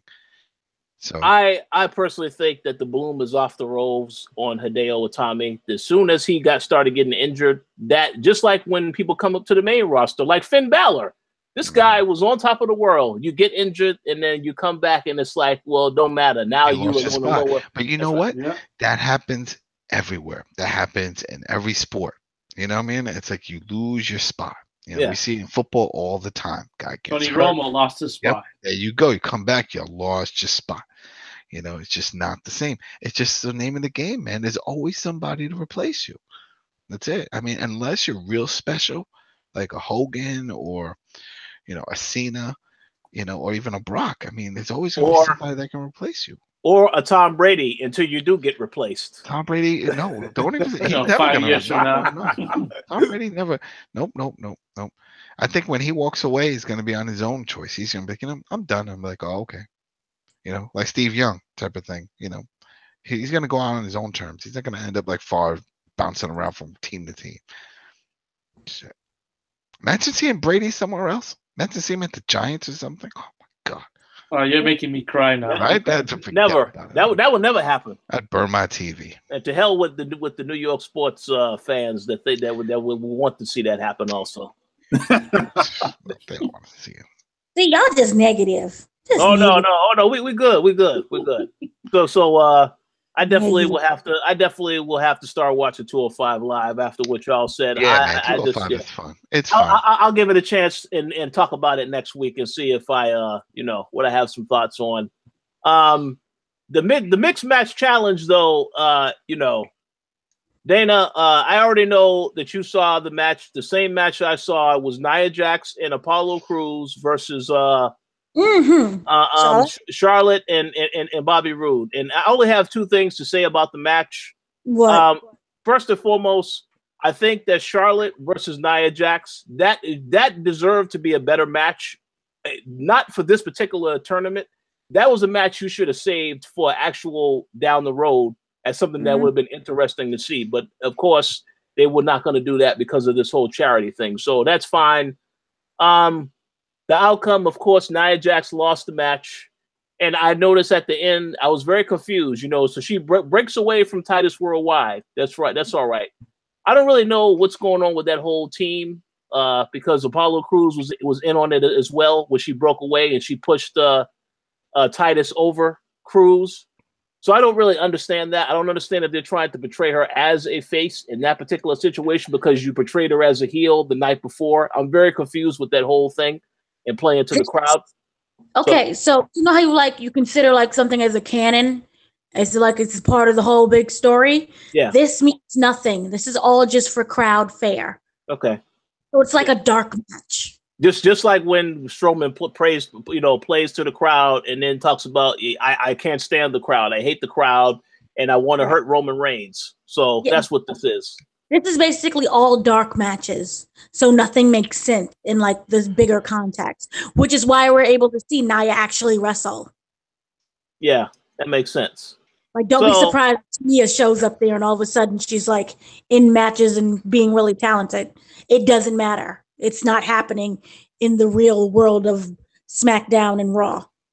Yeah, it's non-canon. They taking good guys and bad guys and pairing them up together, and but yet they will say later this year, Survivor Series, the first time ever every year where SmackDown and Raw superstars compete against each other. So remember that, because they will say that again. That's all I had to say about Mixed Match Challenge. How about you, Dana? What did you think of that? Do you still recommend people watch the show, or you like, or you do? Yes, because it's fun and it's good. So, she's only saying that because she ships Braun and Alexa. So no, I'm right. No, gosh, no, it was entertaining. I liked it. You got to actually see personality in Nia Jax, being portrayed as a three-dimensional character. That was great. So it was really fun. I liked it. And of course, Rude and Charlotte won, obviously, but it was still fun. The match itself was just fun. And Dana Brooke was there. Oh yeah. Yeah. So, I mean, I don't have any real complaints about this Mixed Match Challenge thing. Again, the whole fan interactivity is great on Facebook, stuff like that. That's good. So I don't really have any complaints about it per se, but for those that decide not to watch it though, it's totally fine. It's totally fine to miss it. Don't snore. No, you will wake up and you will watch this, and it will be amazing. Yeah, you get the ginger snaps. Oh gosh, you guys! There was the robe warriors. Get it? Because they both wear robes. Oh yeah, I get it. I mean, listen, it's for a good cause, so I don't really think there's anything wrong with that. I just it doesn't really move the needle as far as I'm concerned. But I mean, they complained about the ratings before, so they also was mad about that. And then obviously, they had Daniel Bryan as a special guest referee. I'm pretty sure that helped to spike some viewership. But viewership is still up, so boo-hoo all of you. Oh, okay, all right. So people watching, so that's good. That's good. Yeah, it's up from 5 to 6. Whatever. Millions and millions. We'll see. All right, so that's it for Mismatch Challenge. Or you had anything else to add, Dana? No, just watch it and don't believe these three guys over here. Oh well, no. Hey, I watched it. I said it's all right. It's fine. So yeah, just say don't. 10 minutes. It's literally 10 minutes. If you can sit through crappy 4 hours of wrestling a week, you can do 10 minutes. Yeah, well, that's true. That's true. I'll say that it's the first time since Neville left that I feel like I'm regretting missing out on 205 Live. So I really got to make an effort to start seeing that. And as far as the Mixed Match Challenge, I really love Dana trying to sell it. I'm just not buying though. I'm sorry, I can't do it. But you can watch SmackDown and be bored and take your hiatus and not come. Oh no! Oh, now she's burying everybody. Oh no! And for the record, I'm not even watching the episodes of SmackDown. I'm just watching the YouTube clips of it because SmackDown's not worth sitting down to watch. And it's longer than the Mixed Match Challenge. You guys suck. Yeah, well, I watched it, so I'm not in that category. But I could honestly say if people don't want to watch it, hey, I'm not going to blame them for it. there's just too much wrestling on these days. So you're not supposed to watch everything. You also got to actually live a life also as well. So that's Vince McMahon disagrees. Vince McMahon thinks that the world revolves around his company and that everybody should be doing everything. The only thing that should be watching is wrestling at all times. You're right about that. You're right about that. He definitely believes all of that. He refuses to let go because if you guys don't watch the 10-minute matches, then that means he thinks that you guys want to watch the boring Raw and SmackDown matches. Oh well, hey, we'll see. We'll see about that. So on that note, we need to talk about NXT and this pay-per-view that's coming up on Sunday. That's why I wanted to get to NXT, because in my honest opinion, you asked me about the matches that were worth watching this week. The Gauntlet match, yeah, that was great. And of course, the NXT match once again with Johnny Gargano and Sienna. Almas. That's his name. Yeah. Almas. So I'll just say this right now. The whole storyline with Johnny Gargano, I find interesting. I mean, I believe we said last week that I'm about 100% certain he will end up on 205 Live.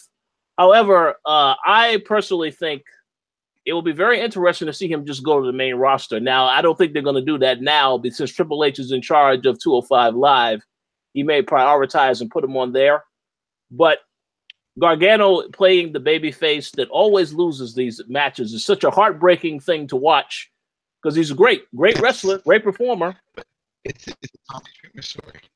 Tommy Dreamer is supposed to be a dreamer. He's a dreamer. He's never going to win any match, any major title. It's never going to happen. And that's what it felt like with him. And I'm feeling, well, you keep going with yours. I'll tell you what I think is going to happen.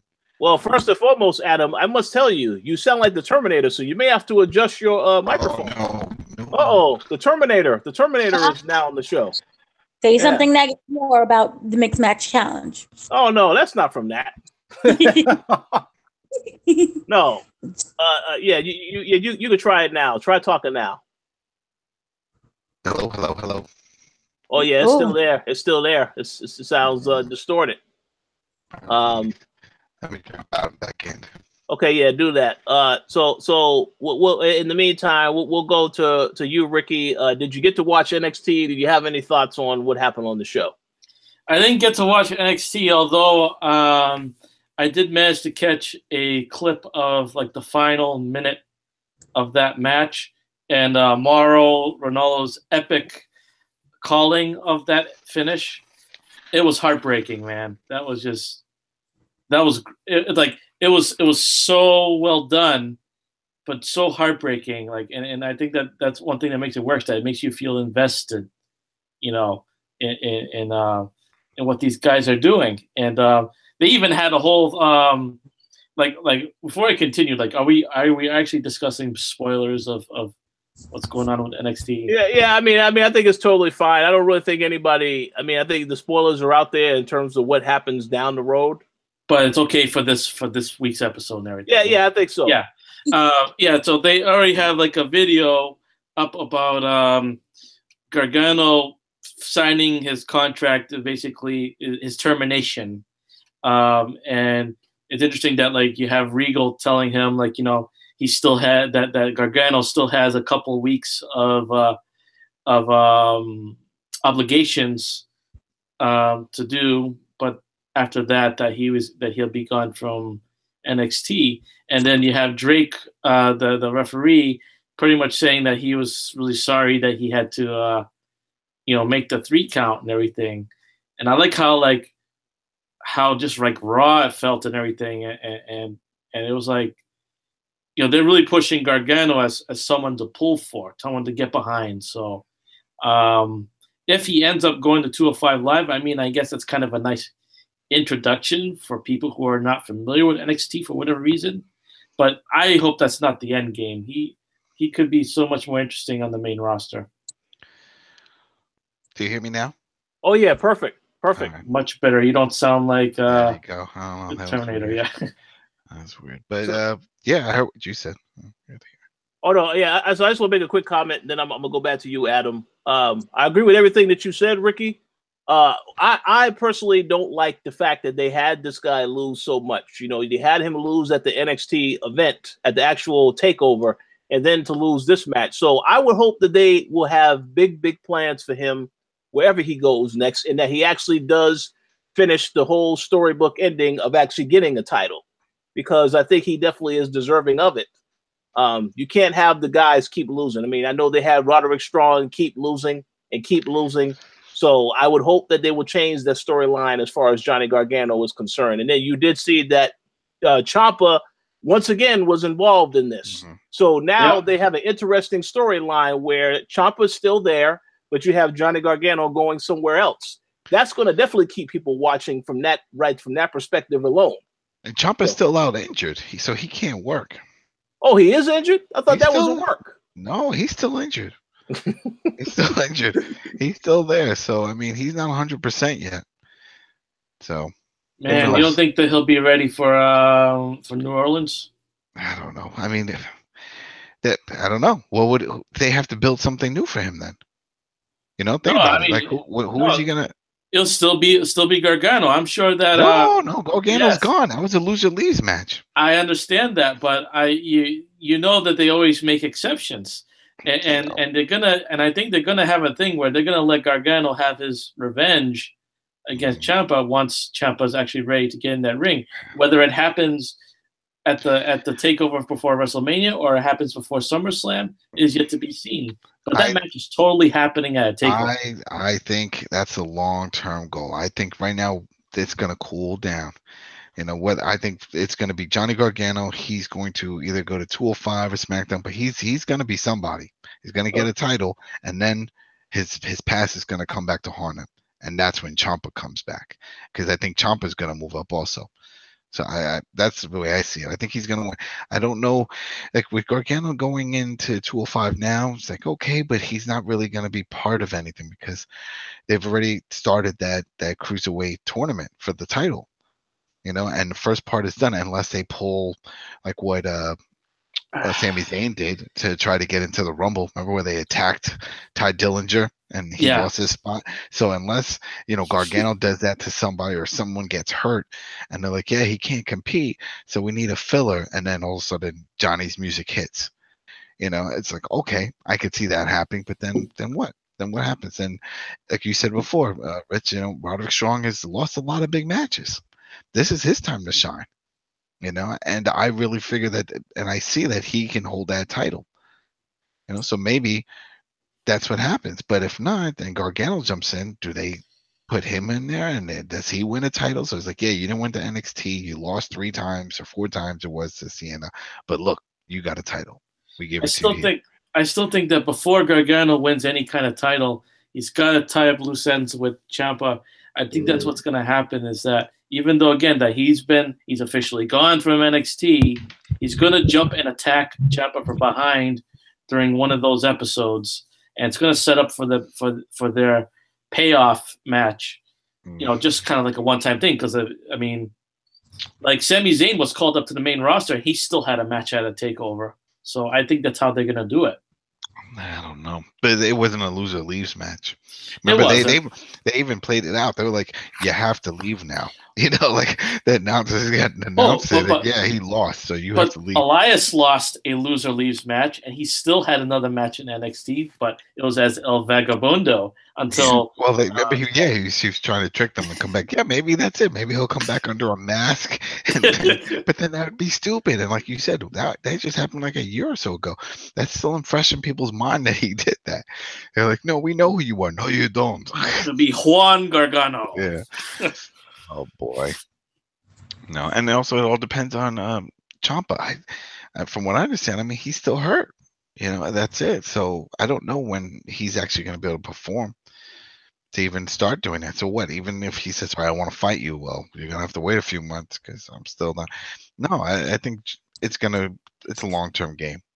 That'll come up later on, and it'll happen in 205 or SmackDown. I don't see Gargano going to Raw. I mean, Raw right now is proving it's the land of the big men. If you're a little guy, you're just going to get squashed. You know, look what's happening with Finn. You know, I mean, hell, he's got the club with him, and it's not working out. I just think it's crazy that they're gonna go ahead and put and take Gargano out of NXT if Ciampa's not ready for that match.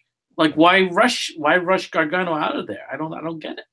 That's what I'm saying. They gotta have some big plans. It's gotta they have to have some big plans, and it has to be something leading up to Mania.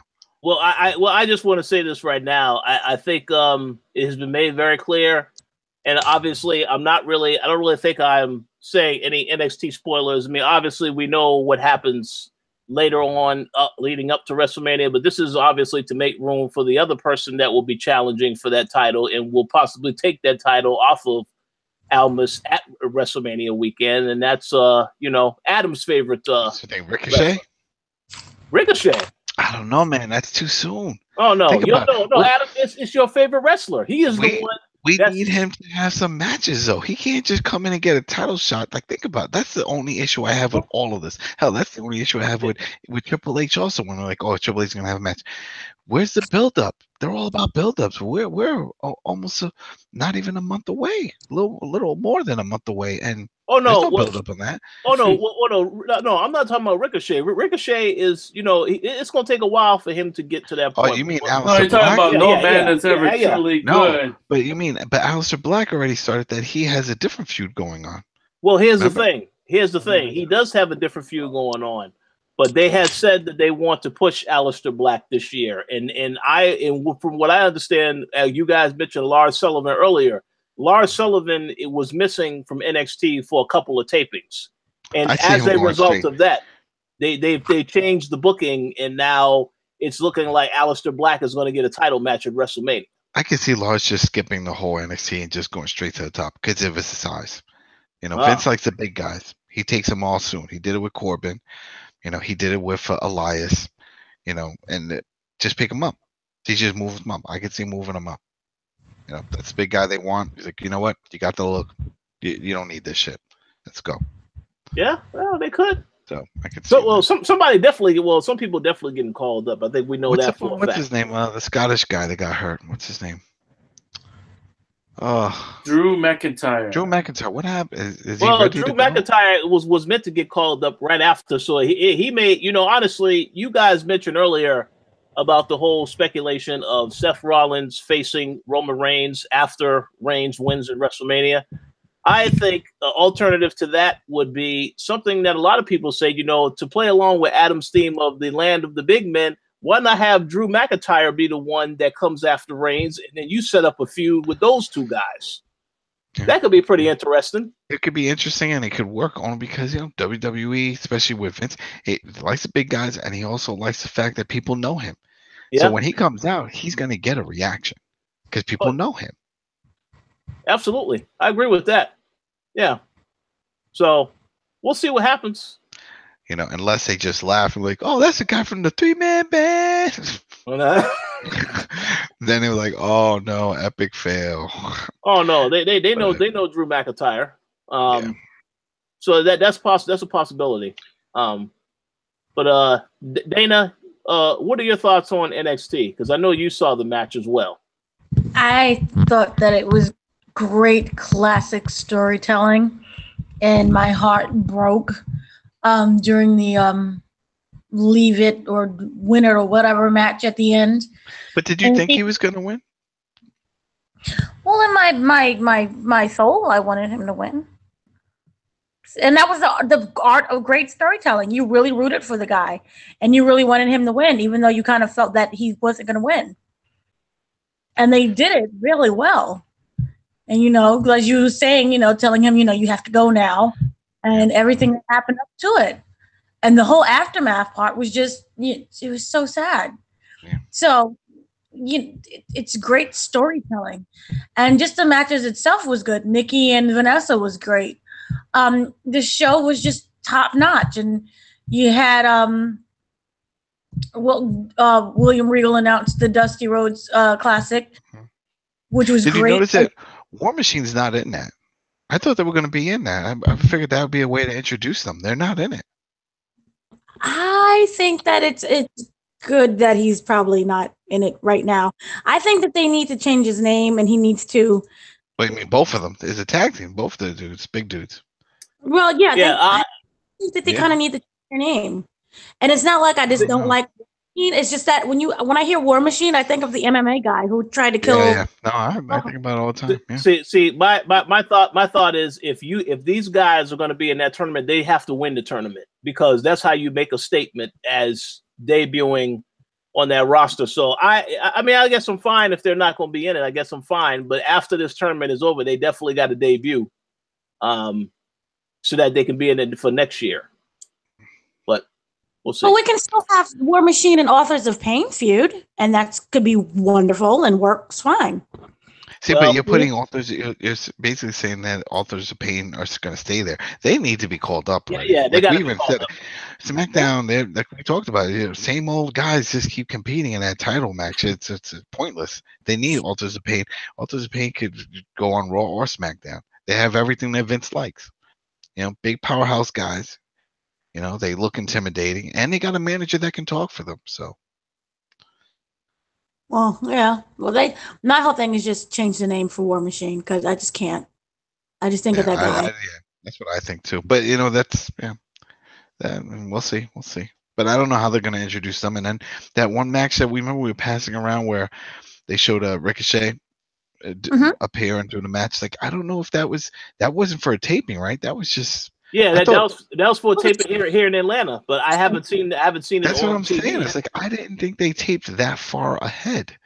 Wow. So I'm wondering if that was at one of the events, but they just cut it. You know what I mean? Like that Atlanta show. It's like I thought it was part of that too because they showed the ramp and everything, but they must have cut that part out. Like it's almost like their dark match. True.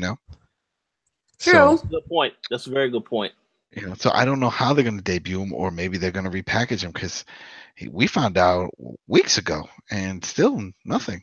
Well, they released his video package not too while ago. Ricochet's. What? I didn't see that. They released his video package. So all right, well, it'll be interesting to see what they do with him. Yeah, that's interesting.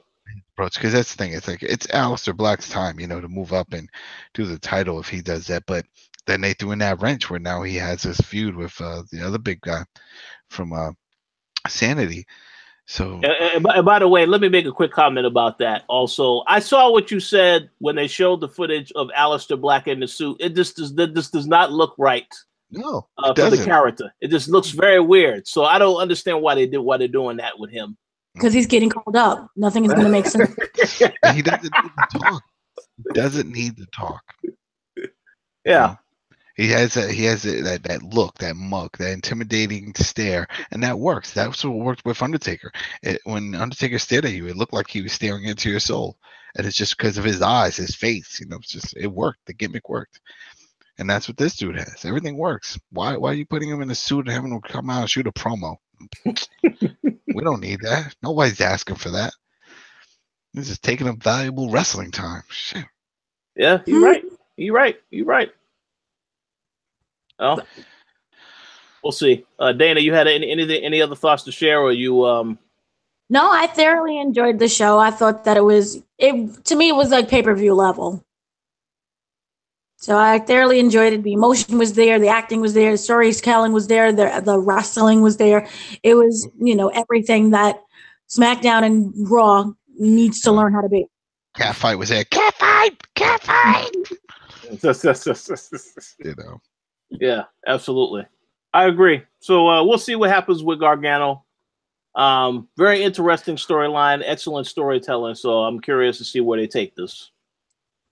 So now we're going to shift gears to no doubt which will be the biggest show of the weekend that I know you all are looking forward to watching. Y'all also will be watching the pre-match shows. I'm sure of that.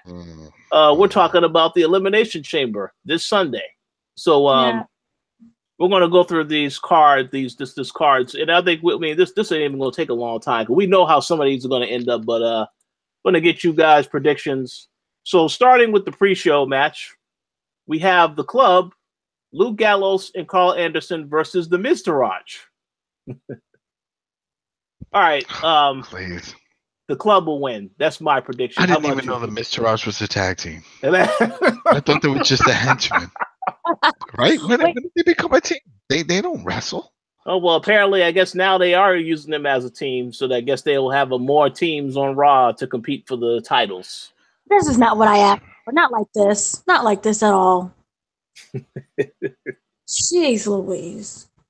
All right, so I say the club wins. How about you, Adam? Who you got? It has to be the club. I mean, they can't lose to a non-tag team. It just doesn't make sense.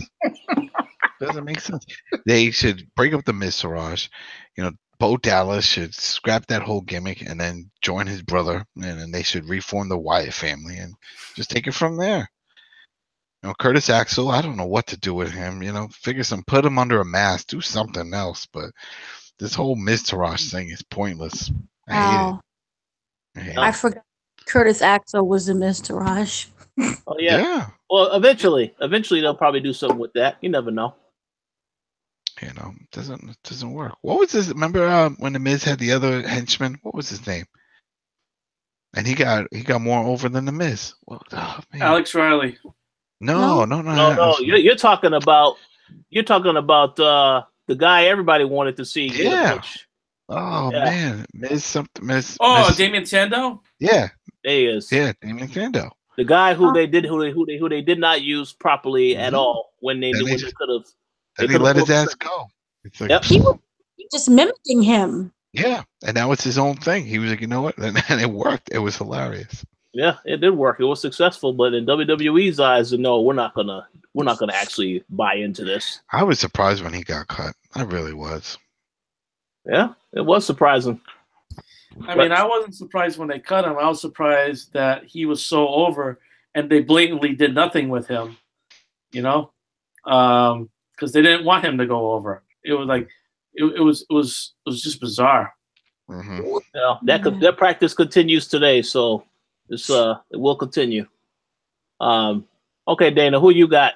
The club or Miztourage? I didn't understand. Why is Miztourage in this? I'm so confused about their choices. What is it? You said Bullet Club? Oh yeah, Gallows and Anderson versus Bo Dallas and Kurt Axel.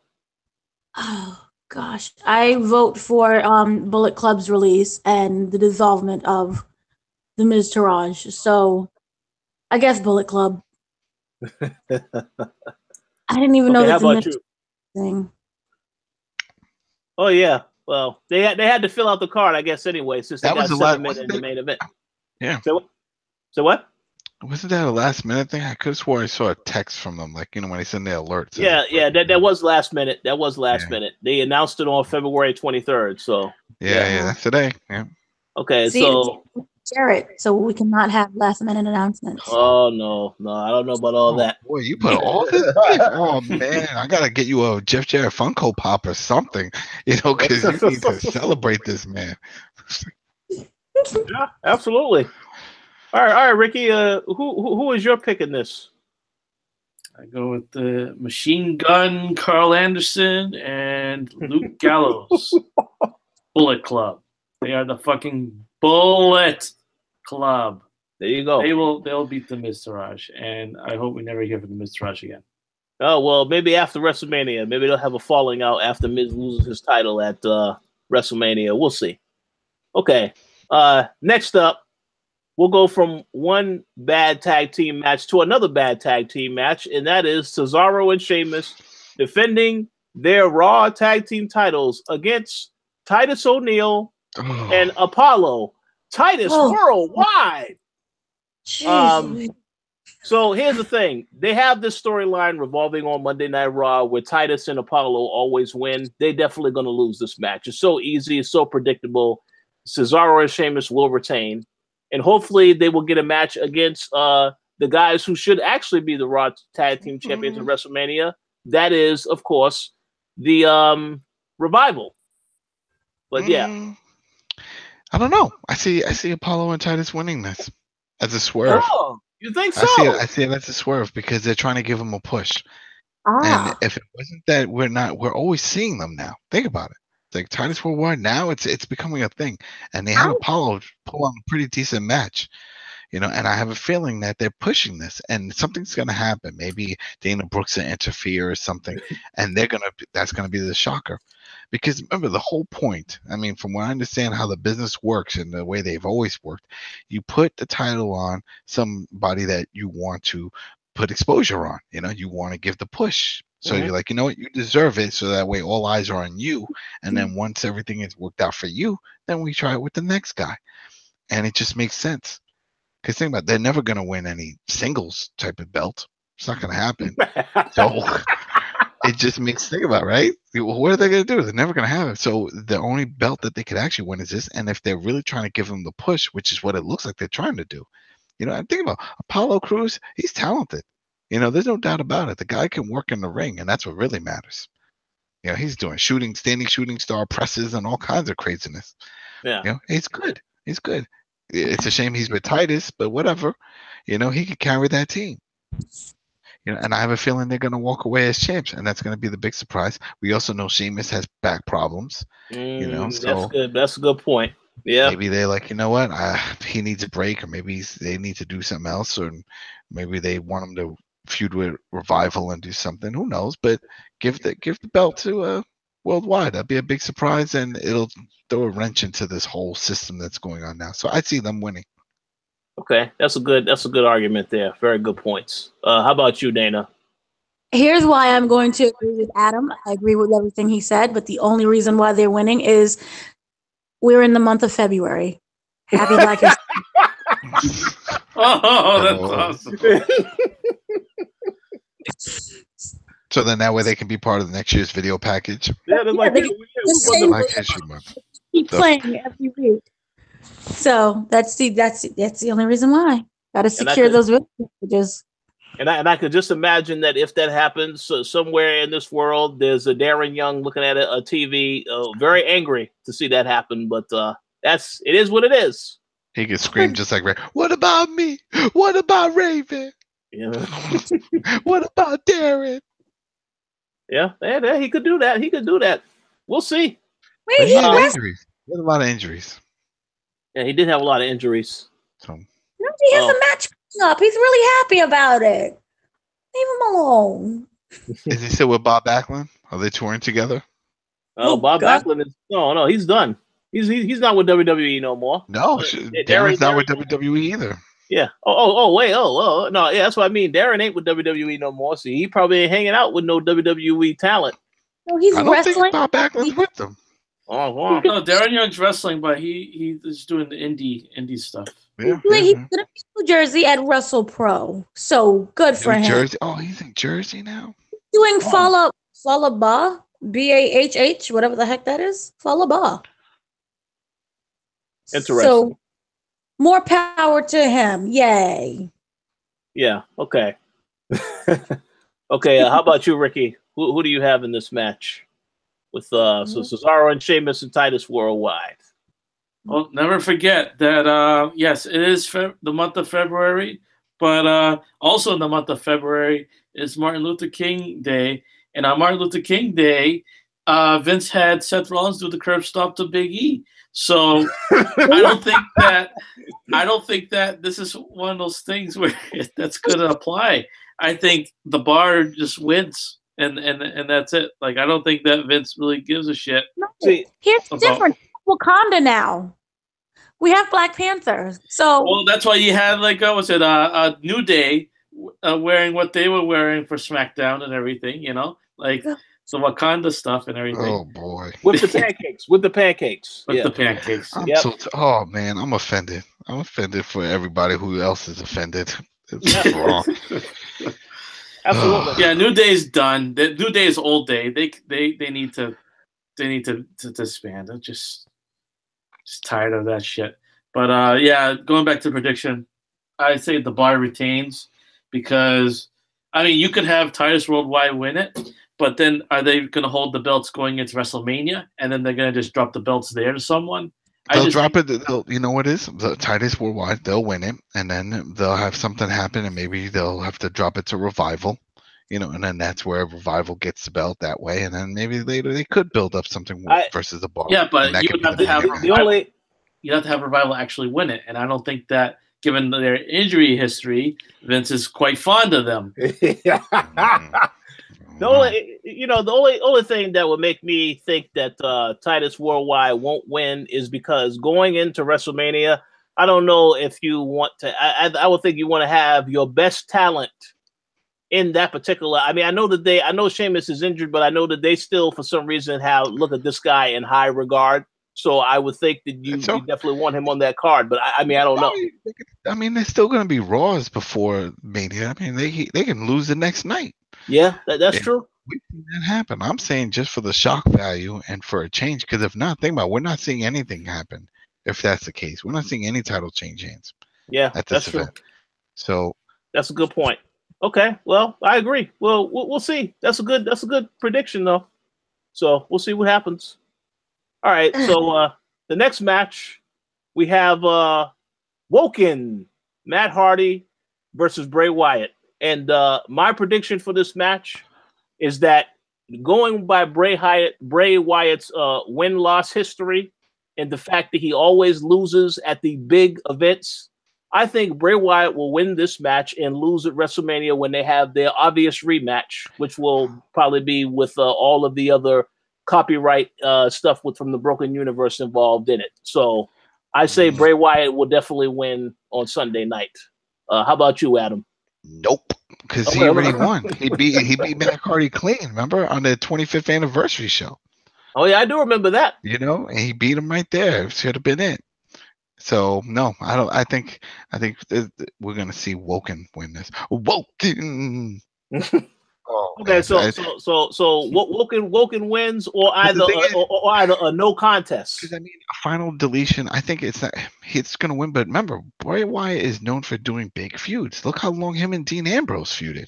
Yeah, every time we thought it was over, they had another match, a ladder match, a table match, a BB gun match. You know, they had all kinds of paintball matches. They had all kinds of crazy matches. Kept going.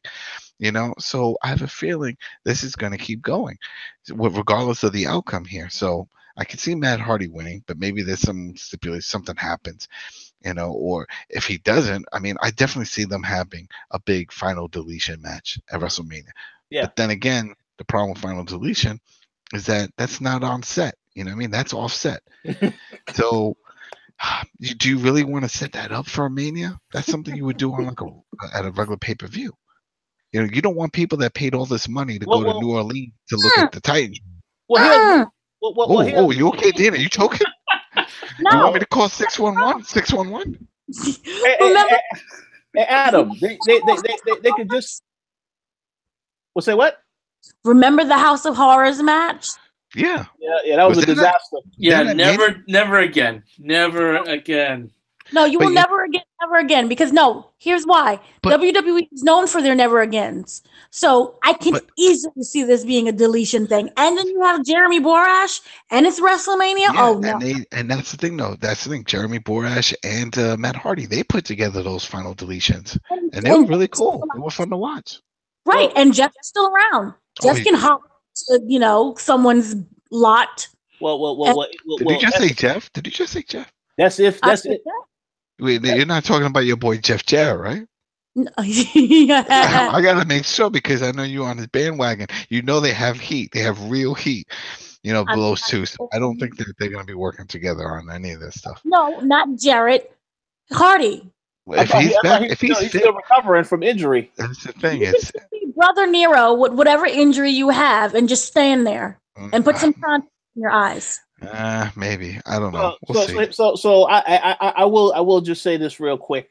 The great points all around, but I will wait, hold the phone, because if they bring him in, let's say Jeff is ready and they bring him in and he's with Brother Nero and does the whole thing, then you have to bring Bo Dallas in to help Bray Wyatt. Because he has nobody. Because Braun isn't, doing his thing. The other two Bludgeon Brothers are sending their career down the tube. So they need somebody. And he's got legit blood. So he can say, you know what? You got your brother. I got my brother. And then he comes out looking all crazy and shit. See, here's the thing. He could just be Abigail again. No. See, here's the thing.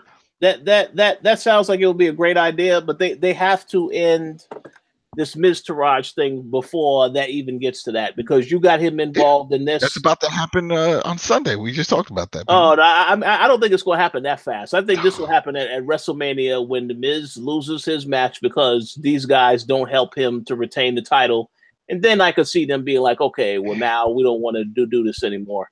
But I mean, I was going to say, though, if you have these guys have a match at WrestleMania, you don't want to do final deletion because, for whatever reason, but take advantage of the fact that you are in New Orleans.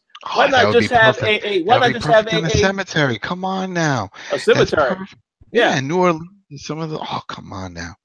That would be perfect to do it out there. I mean, but it would have to lead going back into the ring. Just thinking a lot of people would be pissed. Well, that or they could just have a Mardi Gras brawl. I keep forgetting. because that's what I'm thinking. No, because see, here's the thing. I can totally see that. You have to play into the fact this is in New Orleans. A lot of people know New Orleans for the Mardi Gras. So if it's some type of Mardi Gras brawl, I 100% think that's the direction they would consider going. That would be silly. It's got to be creepy. It's got to be over the top, shooting cannons and stuff with Roman candles at each other. You have to have like demons coming out from the ground and stuff like. It's got to be cool. It's got to be. I don't know. I think it could work if they do it. They did that too with Piper and Goldust. Wasn't that at a WrestleMania? The Hollywood Backlot Brawl. Yeah, that was. So they've actually done it before where they've had these people compete outside of the arena. It's a dilapidated boat. Gotta have that, Yeah, exactly. I mean, come on now. You gotta bring he could bring his Senor Maxwell and all that stuff. No, Maxwell is his son, King Maxwell, and then he's got his Senor. I forgot his name, but it's his father-in-law as well. Benjamin, I think. Oh, Senor Benjamin. Yeah, Senor Benjamin. I'm telling you, just give everybody a cameo, even the wife. Get everybody involved. That'll be fun. Yeah, well, it's going to happen at some point, but I think as for this weekend, we'll see what happens. I still think Wyatt wins. Is it a regular match? 50-50 booking situation. Oh, yeah, it's a regular match. A regular match. But we'll see. So you gave your prediction, Adam. Dana, I believe you gave yours. Booking. No. Okay. Go ahead, Dana. Okay, so this is what we have. We have like the regular match, right? And then all of a sudden, we get an interference. It's Bray's ex-wife screaming, "Where's my money? Where's my money?" Right? Where's my money? Then you have JoJo run into the ring. I got it, bitch. I got it. Boom. We forget about Bray and Matt, and we just focus on JoJo and the ex-wife. And then that way, the feud keeps continuing until we get to WrestleMania. Well, that cuts out Matt out of the whole thing. Brother Nero. If that's the case, and you have Jerry Springer come out, it's like, oh wait, I think we have another show going on here, and everyone's just chanting, Jerry. Okay, fine. I see Matt winning. And then we just get this feud is going to continue until WrestleMania. It has to, and probably even after WrestleMania at Backlash. So we get that, and I see Matt. I see Matt winning, and then I see all the big hoodoo and voodoo and demons and spirits and Sister Abigail at WrestleMania. Okay, we'll see about that. And a final deletion, definitely. Oh well, we'll see about that. We'll see. How about you, Ricky? Who do you think is going to win this match? This is me. Woken Matt Hardy. I think that they'll have him win it. To go with the 50-50 booking and everything, and then they'll just have it get settled at WrestleMania. That's the way I see it play it out. So, see, here's the thing. We'll see what happens. I think all of you make very good points. For some reason, though, I mean, I already know Bray Wyatt will not win at WrestleMania. So I have to look at it upon, well, you got to make this guy win at some point, unless you're going to have him just straight up lose every other match. And then at that point, it's not really a feud after you lost at almost every match. So we'll see what happens. I still think Bray Wyatt is going to find a way to win, only because we already know he never wins at these big pay-per-views. I don't think anybody pays attention to it, though. That's the thing. It's like people still follow him and cheer him. No one cares about his win-loss record.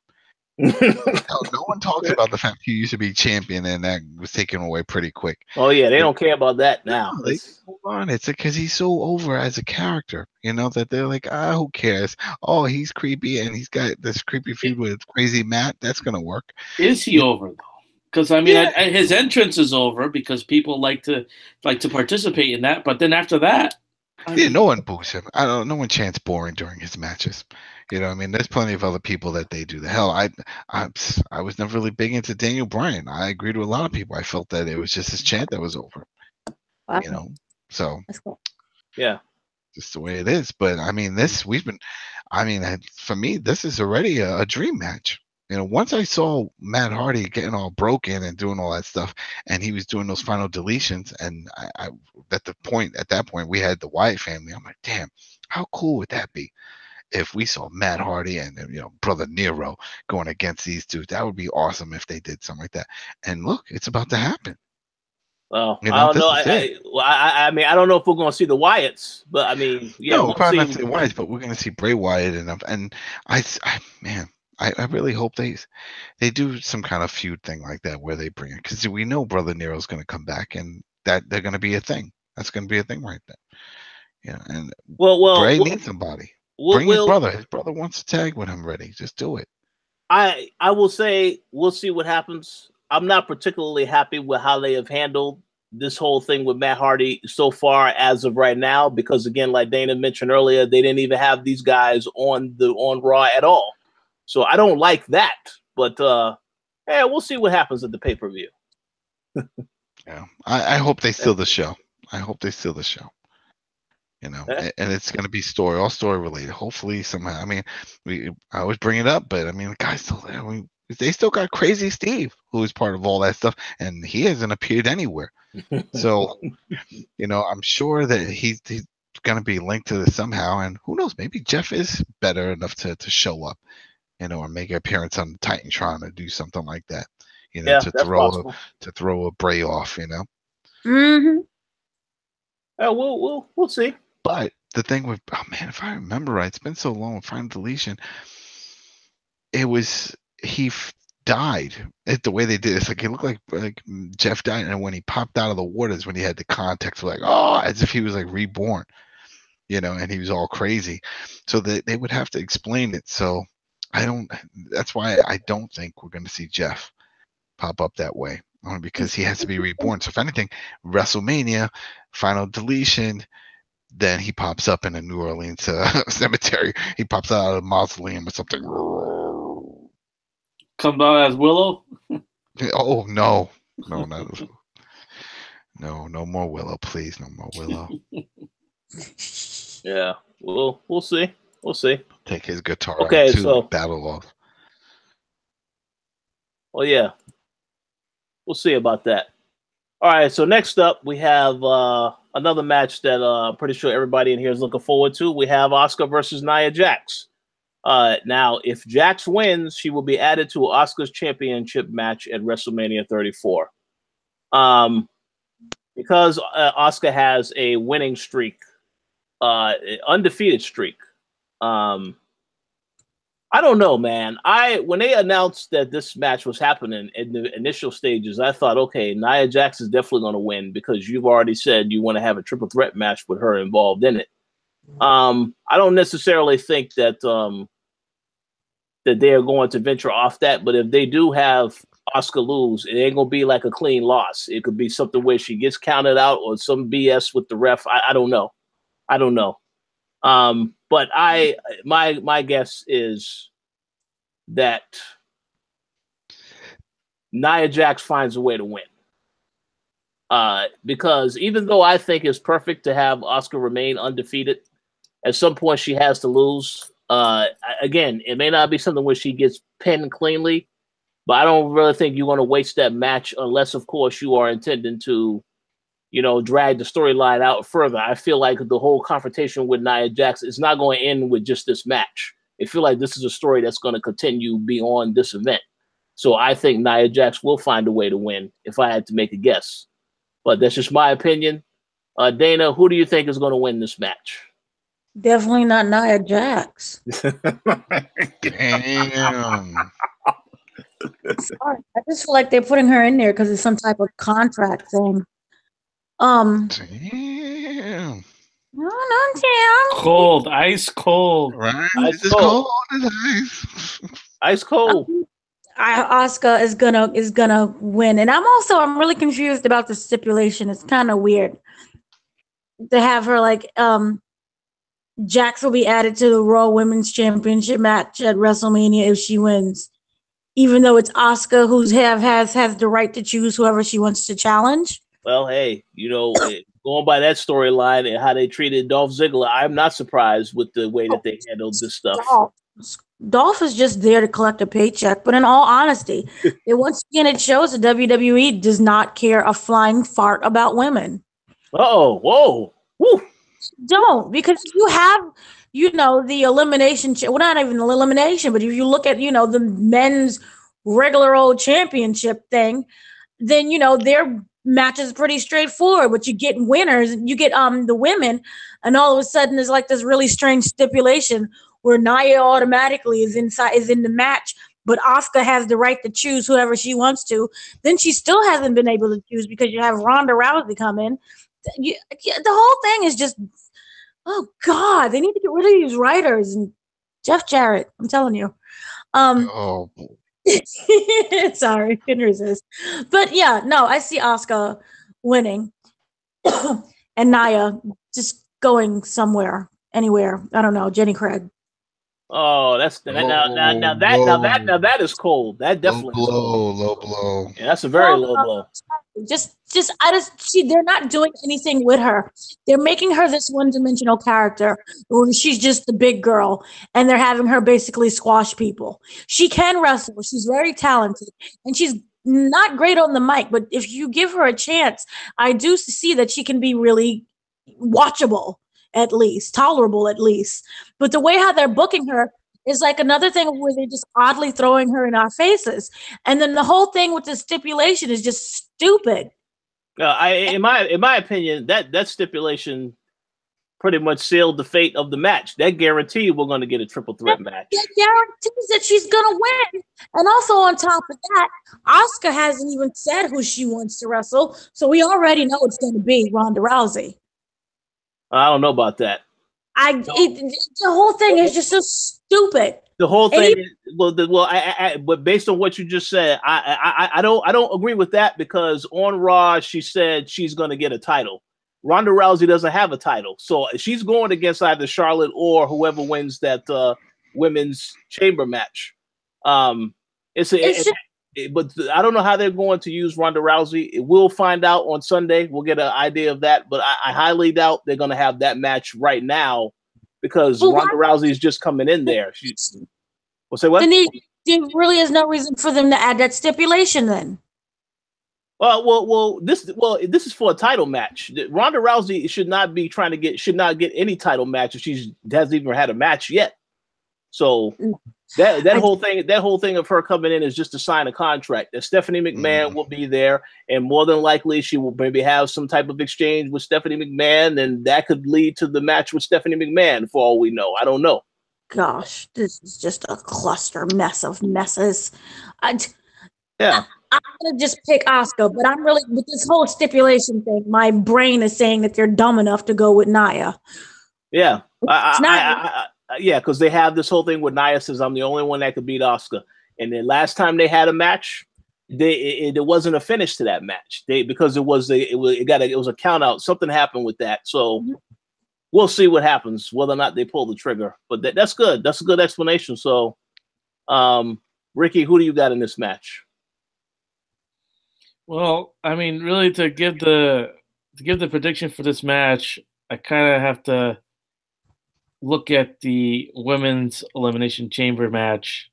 Oh, okay. And maybe segue into that. So, yeah, okay. Adam, have you made your prediction? Because I'll let you go before me on this. Yeah. I think Nia's going to win, and it's going to be because of Ronda Rousey.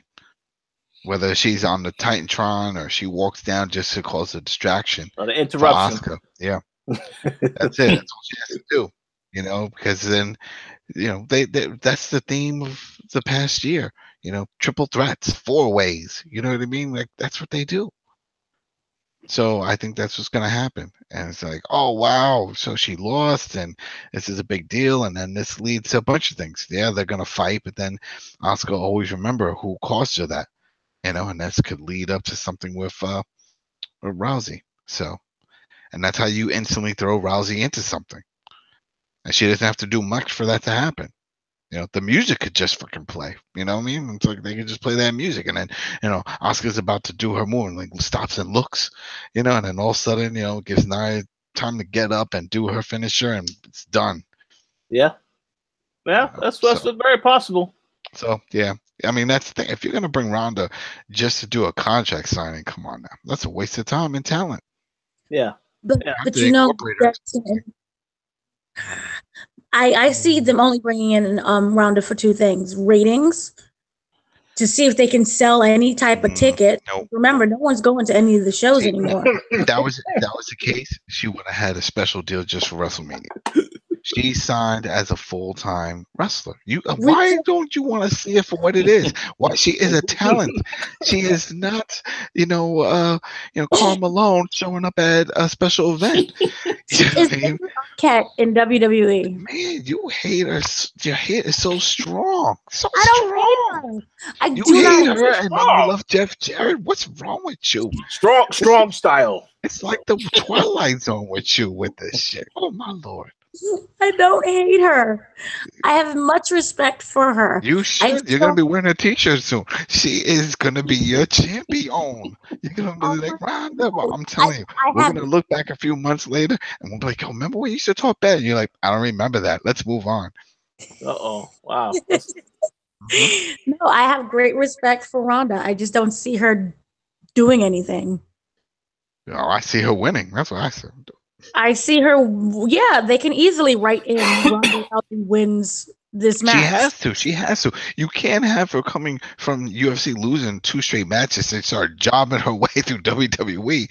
That's not good for her. Way through UFC, so it's the problem. No, she had some bad falls, but she's coming in fresh new lease. I'm telling you, she's going to be. It wasn't even the fact that she lost. It was her stinking attitude. That's okay. That was all part of her character. That was not her character. That was her being a poor loser. What you have to do is hear her in that. Go to WWE's website and see the interviews that she did after that. She's all cheeried up. She's happy-go-lucky. That's the real her. You know, she's selling fights. She was promoting her own fights. She was the villain. Everybody was gunning for her, so she played up to it. Same thing with McGregor. McGregor's not a prick. No, she was happy that the girl's father committed suicide. I don't believe that. I think it was all an act. It was all an act to sell the fights. That's all it is. It gets heat, man. It's heat. It's all about heat. Always remember that.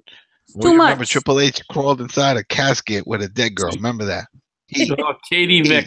Yeah, exactly. Katie Vick. How's Katie doing today? We don't talk about Katie. Screwed her brains out. Yeah, we don't talk about that anymore. Oh, okay. Yeah. Talk about going too far. They can say whatever they want. That's if that happened now. Oh boy. Yeah.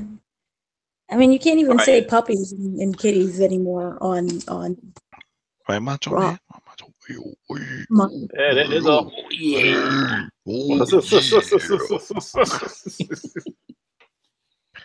All right, so yeah, we'll see about that. So let's address these final 2 matchups.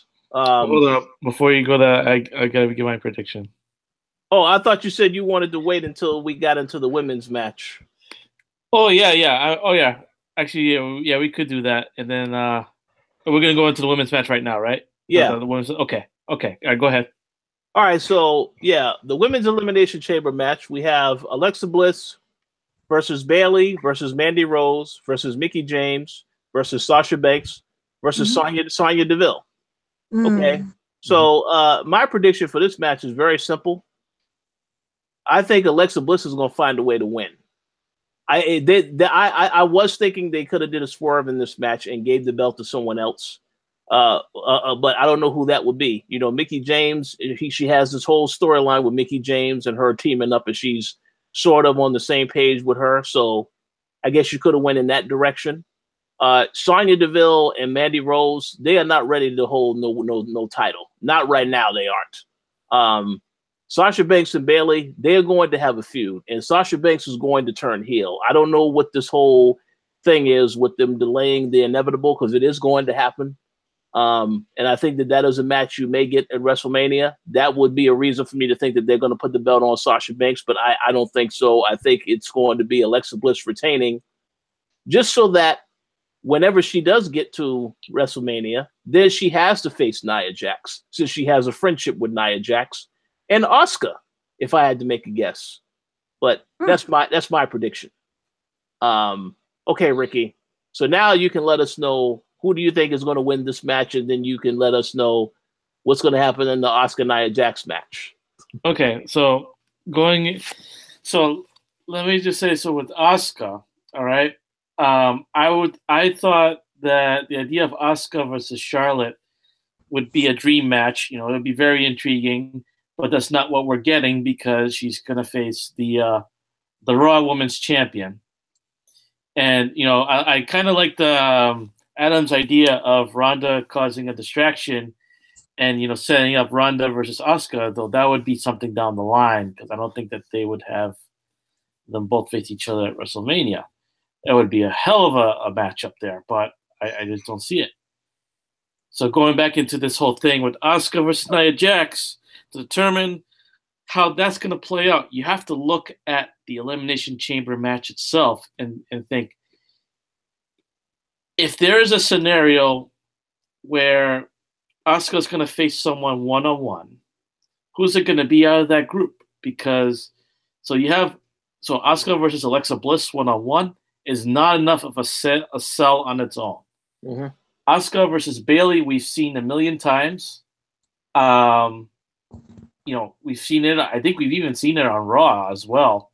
Yeah.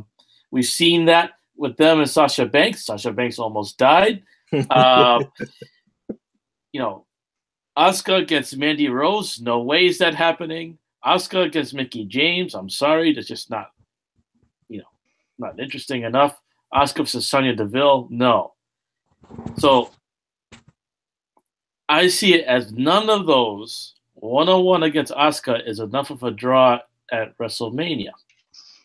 So that leaves me to believe that somehow Nia Jax will be interjected into that match to make it a triple threat, so that it makes it a little less predictable, I guess. But I don't think that Asuka would lose clean. I think it would be like a count out thing, and then that way they can say Asuka hasn't been pinned yet, she hasn't been submitted yet, that kind of thing. And like you said, the stipulation pretty much gives it away that they want Nia Jax in that match somehow, because they just don't see any of these other women in the Chamber match being enough by themselves against Asuka. So now, addressing the Chamber match, I think that Alexa Bliss will retain. And I do like the idea of Sasha Banks turning heel on Bayley and setting them up for their own match at WrestleMania. But I totally see like Alexa retaining, and then you have the whole thing with Alexa and Nia Jax supposedly being friends or whatever that is, and that's going to play into this whole thing, and it's going to really be like, oh, which one of the three is it going to be? So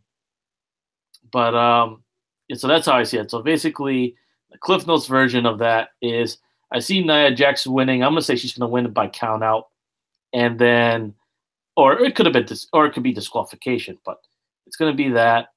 And then I see Alexa Bliss somehow finding a way to retain, because like you remember the whole thing with her like being a cowardly heel and not wanting to defend the belt in the chamber.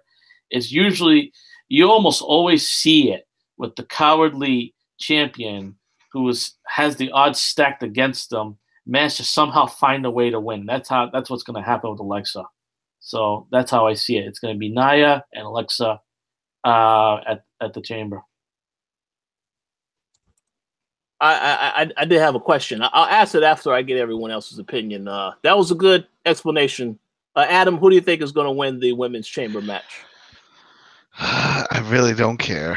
Oh, because we already know what's going to happen with Mania, so it really doesn't matter which one of these girls gets out because they're not going to survive Mania. So, it's okay.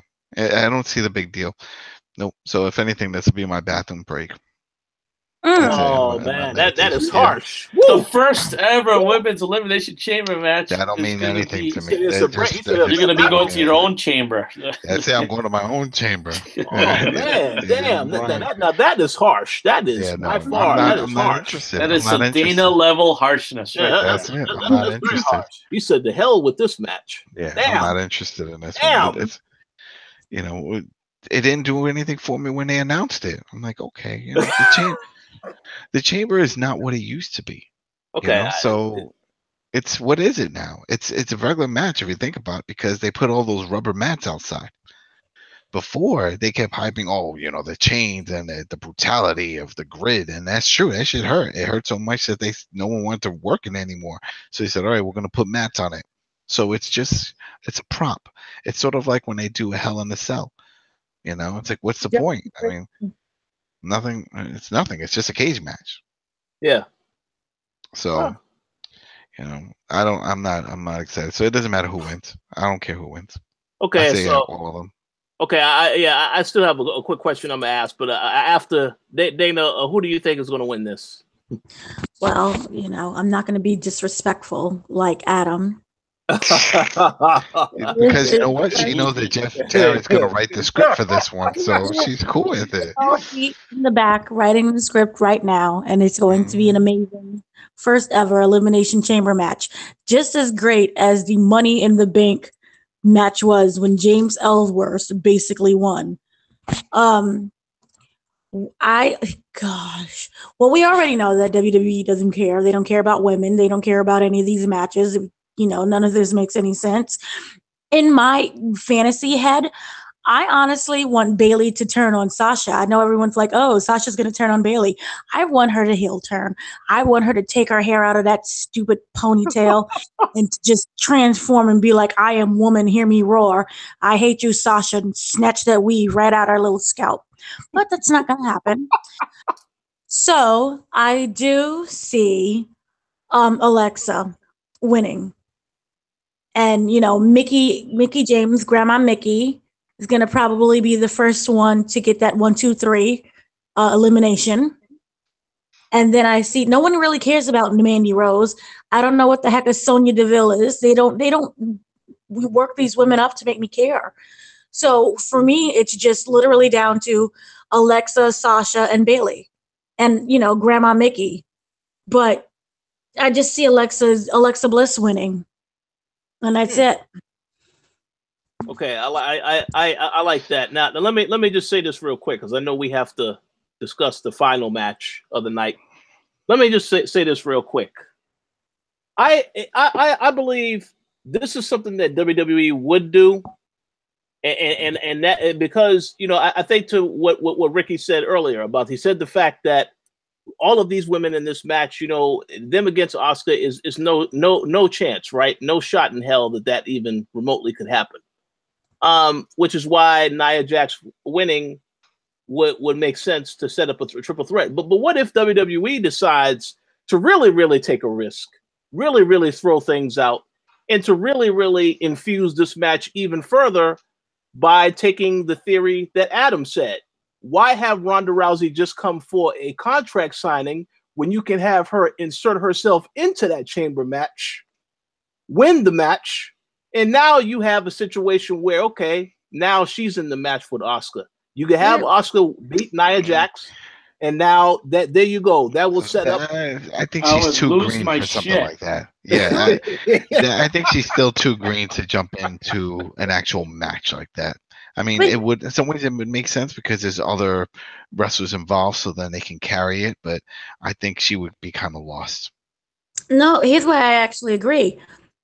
Ronda's going to be at Raw after the Elimination Chamber. So this Monday, she's going to be there. Why is she going to be there? Because she did something that was funky during the Elimination Chamber. She signed a contract. She got to go to work. That's what you do after you sign a deal. You go to work. Again, Dana, accept the fact that she is a part of the team. She's not. She is not. They're saying that. You keep seeing her like she's like a special attraction. She is a wrestler. OR. She will be there forever. She is the during WrestleMania when they did that whole setup thing last year. Oh boy. Just an attraction.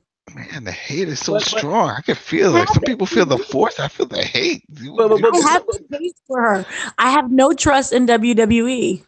Literally, no trust. This is all for ratings. Girl, think about it. You just said the girl signs a contract one day, and you question why she's showing up to work the next day. See, and here's the other thing. Yeah, what you say is right, but the other thing, to go along with the thing where you said the hate. One thing that I paid attention to very carefully when they made the announcement on Raw, Kurt Angle just announced that Ronda Rousey would be doing the contract signing. It got literally no reaction from the fans. None. Go back to Royal Rumble when she came out there, and the fact that the fans now, whenever they hear about Ronda Rousey, they boo. So they are happy already with Ronda Rousey. So this will give you more of a reason to, if you want to book her as a heel, have her get involved in any of these matches and cause some stuff, and then there you go. Now that will set up a match that she will have to have now against Asuka as soon as WrestleMania. And if you're trying to get ratings, or if you're trying to get all the attention you want to get, well, yeah, that right there will get a lot of attention to put her in a match like that. But we'll see. But I don't put it past WWE doing something like, because everybody will say, well, it's too predictable. Alexa Bliss wins. Yeah, obviously we're still retained, so on and so forth. But one way or another, one of these matches is definitely going to have a finish that no one's expecting. Like you said earlier, Adam, it could very well be Titus Worldwide winning the title. I just think one or even two of these matches is going to have a finish no one expected, because they can't make the whole card predictable where you just, every match is going to end. Now, they have done that in the past, but there has to be some type of swerve coming in one of these matches. So we'll see. It's a far-fetched thought. I know fans will be so angry if WWE did that, but I kind of want to see it just so I can see the fan outlash from them doing this type of stuff. Like when Roman Reigns wins, I can't wait to see the reaction and people booing everything, So we'll see. We'll see. Look, there are still tickets available. You can get them actually right now. Front row, there are 52 tickets still available. Whoa, 52? Yeah, 52 tickets. And that's just the front row. So you can get whatever it is that you need. There's 41 available all the way at the tippity top. So they need something that's going to sell. And I'm telling you, Ronda's going to do something janky so that she's in for WrestleMania and she has her title match. I don't know if she's getting a title match right away. She's definitely getting a match, but I don't think that's a title match. Every big name person that they brought in usually gets a title match. No, you're thinking of TNA. No. No. You're already thinking Jeff Jarrett mentality there. You better stop this. Yeah, Jeff Jarrett. Hey, listen. You have to remember that WWE plays it really close to the vest, and they're very conservative leading up to WrestleMania. I don't think they're going to do anything really bold. This is going to remind me of Great Balls of Fire from last year, where that whole card was predictable. Yep. That's how I see it going with Elimination Chamber also. Well, yeah, yeah. I mean, you make great points. I will be interested to see them try to do something to get, because no doubt about it, you do something like that will get attention. That will get a lot of attention. Big time. Yeah, if you were able to actually get Ronda Rousey to win the first ever women's elimination chamber and be the champion, it would create a lot of buzz. And what a hell of a matchup that would be, her and Asuka. That'd be one scenario where, like, you don't need a Nia Jax in there. You know what I mean? Yeah. Needed Nia Jax. And the other thing is that, you know, we had thought before that they were going to do that and have Ronda win the women's match at Royal Rumble, and that didn't happen. So, not to say that won't happen later, because I'm pretty sure it's going to happen at some point, but it just didn't happen last month. So we'll see what happens. But just some food for thought, because I definitely think that, you know, if their whole card is predictable, and that's fine, but I would think they're going to try and do something. There has to be some type of swerve coming. One of those matches, I don't know which one, but we'll see. So, you guys want to move on to the main event match, or you had anything else you wanted to add first? I mean, you never know that the women's elimination chamber might be the main event, because now they're doing this whole thing with, you know, having the women close up the show. I mean, I would think that the signing is just going to be Charlotte, you know, confronting Ronda Rousey, even though I know that Charlotte's on a different brand, but they have to explain that. Yeah, you're right. And let did she just go be there in the audience watching with everybody else? No, your theory would be really cool if it came to fruition. I will say this: if that contract signing happens early in the night and you see Asuka win the match, there's something definitely going to happen in that women's title, that Elimination Chamber match. But we'll see, because as you said, I really don't believe they're going to have Asuka just go up against Alexa Bliss one-on-one. No, because they could have had that match on Raw. They could have had that match. So something's going to happen. We'll see. But yeah, so let's address. Wait, hold on. What you say, Dana? I don't trust Raw. I don't trust Raw. Something's gonna happen on Raw. Why is Ronda there? Something is gonna happen. You're right about that. Yep. She works there. Oh my lord. Why wrestlers They showing made up an announcement about it. Dog They made an announcement. That's what they do. There's no reason. Not The Rock. The Rock, yes. If The Rock shows up, you'll be like, why is he there? Now this girl signing, yeah, exactly, an attraction. But Ronda signing a contract the night before, saying I'm going to show up to work on Monday, makes sense to me. I don't know. I mean, that's what I do. I go to work on a Monday. And, something will happen. They have to start to set up the storyline of who she's going to face. So we'll see. What was it that you were going to say, Rich, about addressing something? Oh no, I was going to say we can address the main event now, or the other match that probably won't be the main event, and that's the men's match. But if you had another comment to make before, hey, go ahead. Nah. Oh, okay. So yeah, this is it, ladies and gentlemen. The final prediction of the night. The match that everybody. I mean, it's so many great superstars. I have no idea who's going to win this match. Yeah, right. We have Braun Strowman versus Elias versus Finn Balor versus John Cena versus Roman Reigns versus Seth Rollins versus The Miz in the 7-men Elimination Chamber match for the WWE Universal Championship match. Not the title, okay? It's the match against Brock Lesnar at WrestleMania 34. So I already have an issue with that, the fact that it's not for the title, because, you know, Brock Lesnar's on vacation, which is fine, whatever. Roman Reigns is going to win. You know, I'm not really a Roman Reigns fan. I haven't been a fan, you know, but it's very obvious that Vince, he wants to see this. He will do everything that he can to get this guy over, even though it's clear that there are other people that I would think are deserving of this opportunity. Braun Strowman has already had his match with Brock Lesnar, so he obviously will not get that shot.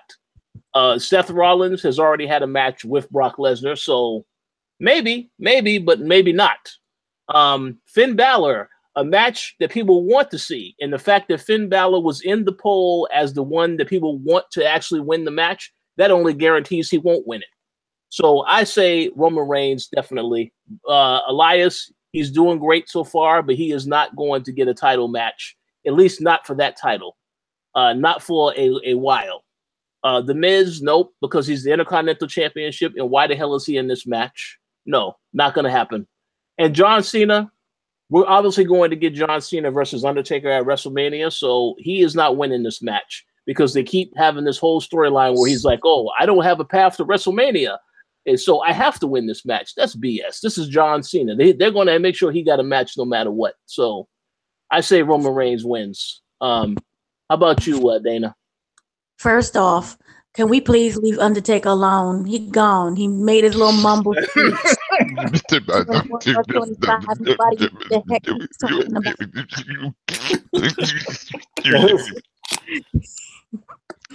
Leave him alone. He's busy with Sarah, whoever his wife is now. Oh, whoa, Sarah, whoa. Michelle McCool, who dominated that Rumble.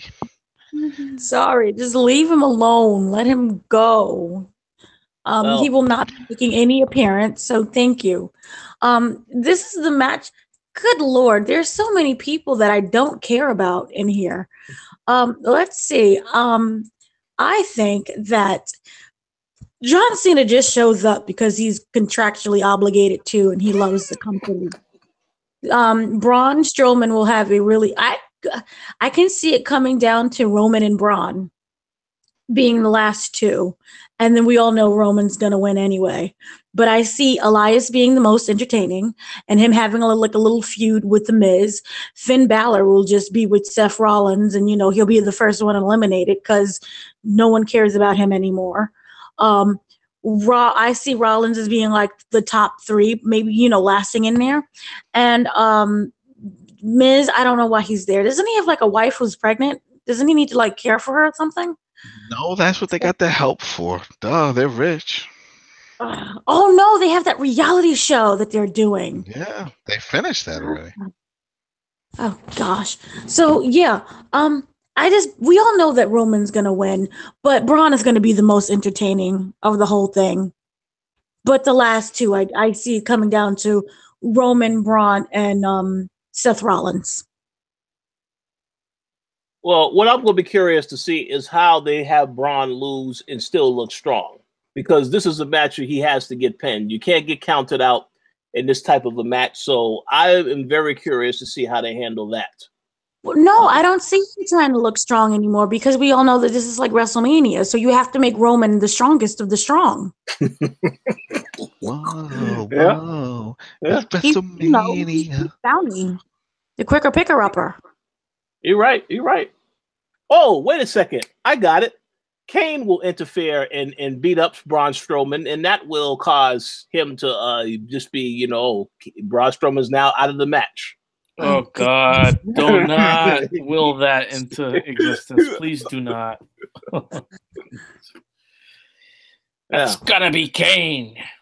That's it. That's right. No. All right, that's good. So how about you, Adam? What's your prediction? Seth Rollins. Oh, really? Continues. Yeah, that's going to be the monkey wrench. And that's the thing. People don't see. It's going to keep going. Yeah, he made it past those two in the gauntlet, and he came up short. He's not going to come up short in the chamber, and he's going to shock everybody. And they're like, oh, man, this is it. This is going to happen, and he's going to get the chance, and he's going to win the title. Really? Okay, so you know what I think, because you said that. I think if that was to happen, there's no way Roman Reigns won't interfere in that match, because the one thing they kept going back to is the whole thing with Roman Reigns. So yeah, I almost beat Brock Lesnar, but it was because of Seth Rollins interfering in the match that caused me to not win. So I think if that happens, I mean, WWE loves triple threat matches, so maybe it'll be Reigns and Rollins in that match. But something's going to happen with that. But I'll be very, very. And listen, if they did that, I would applaud them for having Rollins win. But well, they did that before. Oh, you mean when he cashed in his Money in the Bank against Brock? When they WrestleMania 31.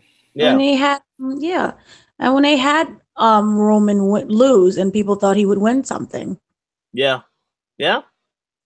Yeah, he lost a lot. So that'll be a very interesting decision to have Rollins win.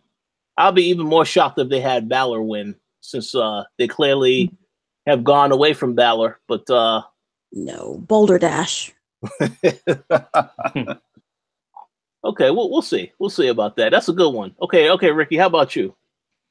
I had a friend at work who we talk wrestling every once in a while, and I asked him who he thought was going to win this chamber match. He tried to convince me that Finn Balor was winning it and that he would beat Brock Lesnar at WrestleMania and win the Universal title. And I said, that would be really cool, but get off the clouds because there's no way that's happening. We all know, and this has been built up since freaking last year when Paul Heyman called him out. Roman Reigns is the guy that's going to face Brock Lesnar because they've been building this up for a while now. And, Roman Reigns saying his whole spiel about, I'm the only one in this match that can beat Brock Lesnar. None of these other guys can do it and all that. And, that's some real heel bullshit, but they're never going to turn the guy heel because, they just give him whatever he wants. So it's going to be Roman Reigns, and he's going to do it by spearing Braun Strowman just to piss us off even more. Nope. That's totally what's happening. And nope. Seth Rollins, this is going to be the setup. This is going to be the setup. It's going to be set up. It's going to be 3 people left: Rollins, Roman Reigns, and Braun. All right. Roman Reigns is going to go for the spear. He's going to hit him. Braun's going to go down. He's going to get to 1, 2, 3, and then when he's about to get up, then the curb stomp comes. Boom, hits him. He pins him. 1, 2, 3. Match over. We're going to get Seth Rollins versus Miz for the Intercontinental Championship at WrestleMania. That's what I think we're getting. And then they're just going to give him the damn Intercontinental Championship as a consolation prize for all his hard work and everything, as if it means shit. It's really all about the main belt, in this case for Raw, the Universal title. And it's a shame because, again, with this gauntlet match, it was a reminder of just how good Seth Rollins is and that he deserves to be in the main event picture. But I just don't see it happening. And then, the thing with Cena, it's it goes back to what Rich said, that, he's saying this is his only path to WrestleMania. So that's him trying to, play up the desperation of it. Well, he's not winning that match. He's still going to get a match at WrestleMania. It could be Undertaker. It could be someone else. I don't know. But I think that Brock versus Roman is pretty much set in stone, in my opinion. I agree, and I will add that there have been videos that surfaced the last few days that show Undertaker's been working out, and Undertaker is in good shape. So that leads me to believe that Undertaker definitely is going to have that match at WrestleMania. No. Well, that would make me very happy because screw this narrative that Roman Reigns ended Undertaker's career. Screw that. I would. I'm all right with Cena being the one to end it. It's not Roman. That's how petty I am. Yeah. Well, that was the match that people wanted a long time ago. The Cena and Undertaker, and they also wanted Undertaker and Sting, but they ain't getting that Sting match. So I guess this is the next best thing to look forward to, I guess.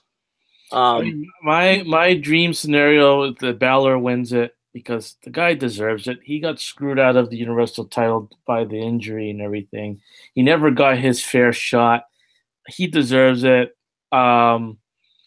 I would love that, and then you just have Roman Reigns get angry with Seth Rollins, and they have a feud, and they clash at WrestleMania. I mean, I know that's a match we've seen a million times as well, but it's always a little interesting when you've got that whole Shield, heat involved into it,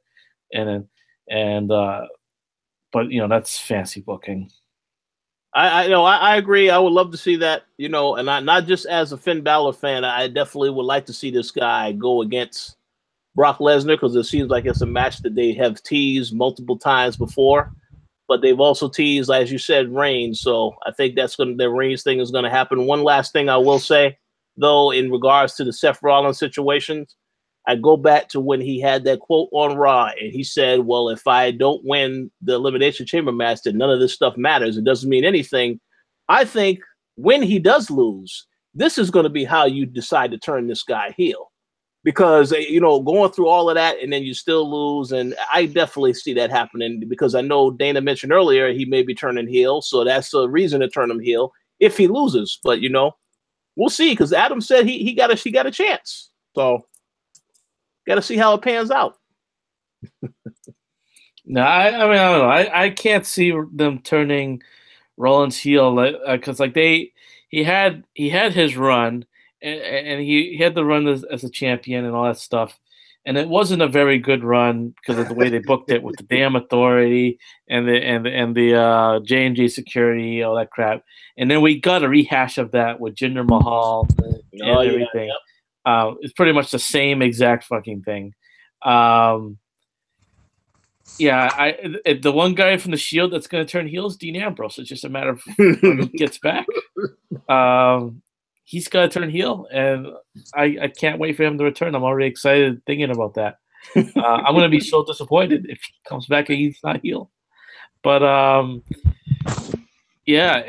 I mean, basically, you know, like, this is kind of spoiling like my little WrestleMania thing. I think you can get Braun Strowman against Triple H, and you can get Roman Reigns against Brock Lesnar, Cena, and I guess versus Undertaker. I don't know who the hell else he's going to face.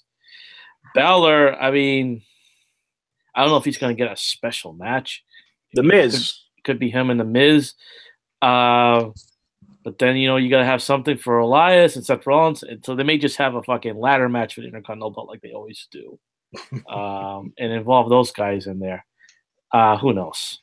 But I think all those guys in that match are going to be in it for something big at WrestleMania. It's just a matter of what. Hey, Adam says Seth Rollins, Universal Champion. Oh, we'll see. Hey, my opinion, anyone but Roman, but we'll see what happens. All right. I think that concludes our show for this evening. Wait, it's my hand in the air. Go ahead.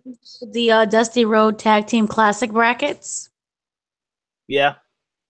So first round, we got the Street Profits versus Heavy Machinery. Then there's Tino Sabatelli versus Riddick Moss versus Alexander Wolf and Eric Young. Then it's TM61 versus the Authors of Pain. Then it's Oni Lorcaine versus Danny Burch. I think I said that right. Versus Tyler Bates and Trent Seven. The semifinals, we have the Street Profits or Heavy Machinery versus the Tino Sabatelli and Riddick Moss, or Alex Wolf and Eric Young. Then we have TM61 or the Authors of Pain versus Oni Lorcaine and Danny Burch or Tyler Bates and Trent Seven. Then the finals at TakeOver is going to be the winner from the previous matches that I just said. Okay, so Authors of Pain is probably going to they're going to be in the finals, if I had to make a guess. Probably. I'm going with Eric Young and Wolf. I'm going to go with Sanity. Sanity might make the finals. I could see that. I'm very surprised that what are these guys? The Undisputed Era is not in this match at all. In the they're not. Oh goodness. Yeah, that's interesting because I mean they obviously will probably have a title match, but then that doesn't make any sense. The Sanity is in that also, so I don't understand that. Yeah, that's interesting. Okay, we'll see. Sounds good. Look forward to seeing how all that plays out. Yay. But yeah, I think that does conclude the show for tonight. So, you guys have any final shout-outs that you would like to give? How about you go first, Dana? Shout out to Jeff Jarrett.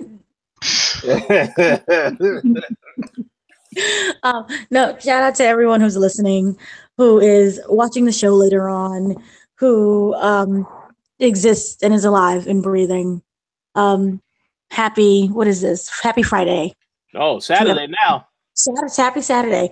Saturday or Sunday or Friday, wherever your time zone is. Okay, sounds good. How about you, Adam? Any shout outs you'd like to give?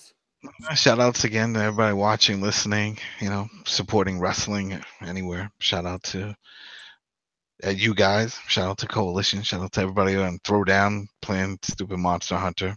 I don't see it. I don't get it with that damn game. And then that's it, man. Hopefully we have a fun show on Sunday. We'll see. Hopefully. How about you, Ricky? Any final shout outs you'd like to give? Sure. A shout out to all the listeners. Whether you're watching on YouTube or you're going to listen on iTunes later on, tell your friends, have everyone come in and check out the podcast. We all have fun here. We enjoy bitching about wrestling almost as much as we enjoy watching it, or vice versa, or something like that. But I also want to say real quickly that even though I haven't watched a second of it, definitely watch the Mix Max Challenge, or Dana will find you and she will kill you. That's good. That's a good one. I like that. That's a good one. And shout outs to all of the people continuing to listen to the show, the Patreon supporters, all of you guys, of course, for being on the show. And enjoy the pay-per-view on Sunday, and we'll talk to you all next week. And shout out to the wrestlers at Impact who still have not been paid since January. Brutal. Oh man, is that true? That's true. Oh my God, that's not cool at all. Oh, that's terrible, horrible. Wow. All right, for free. We'll talk to y'all next week. Peace.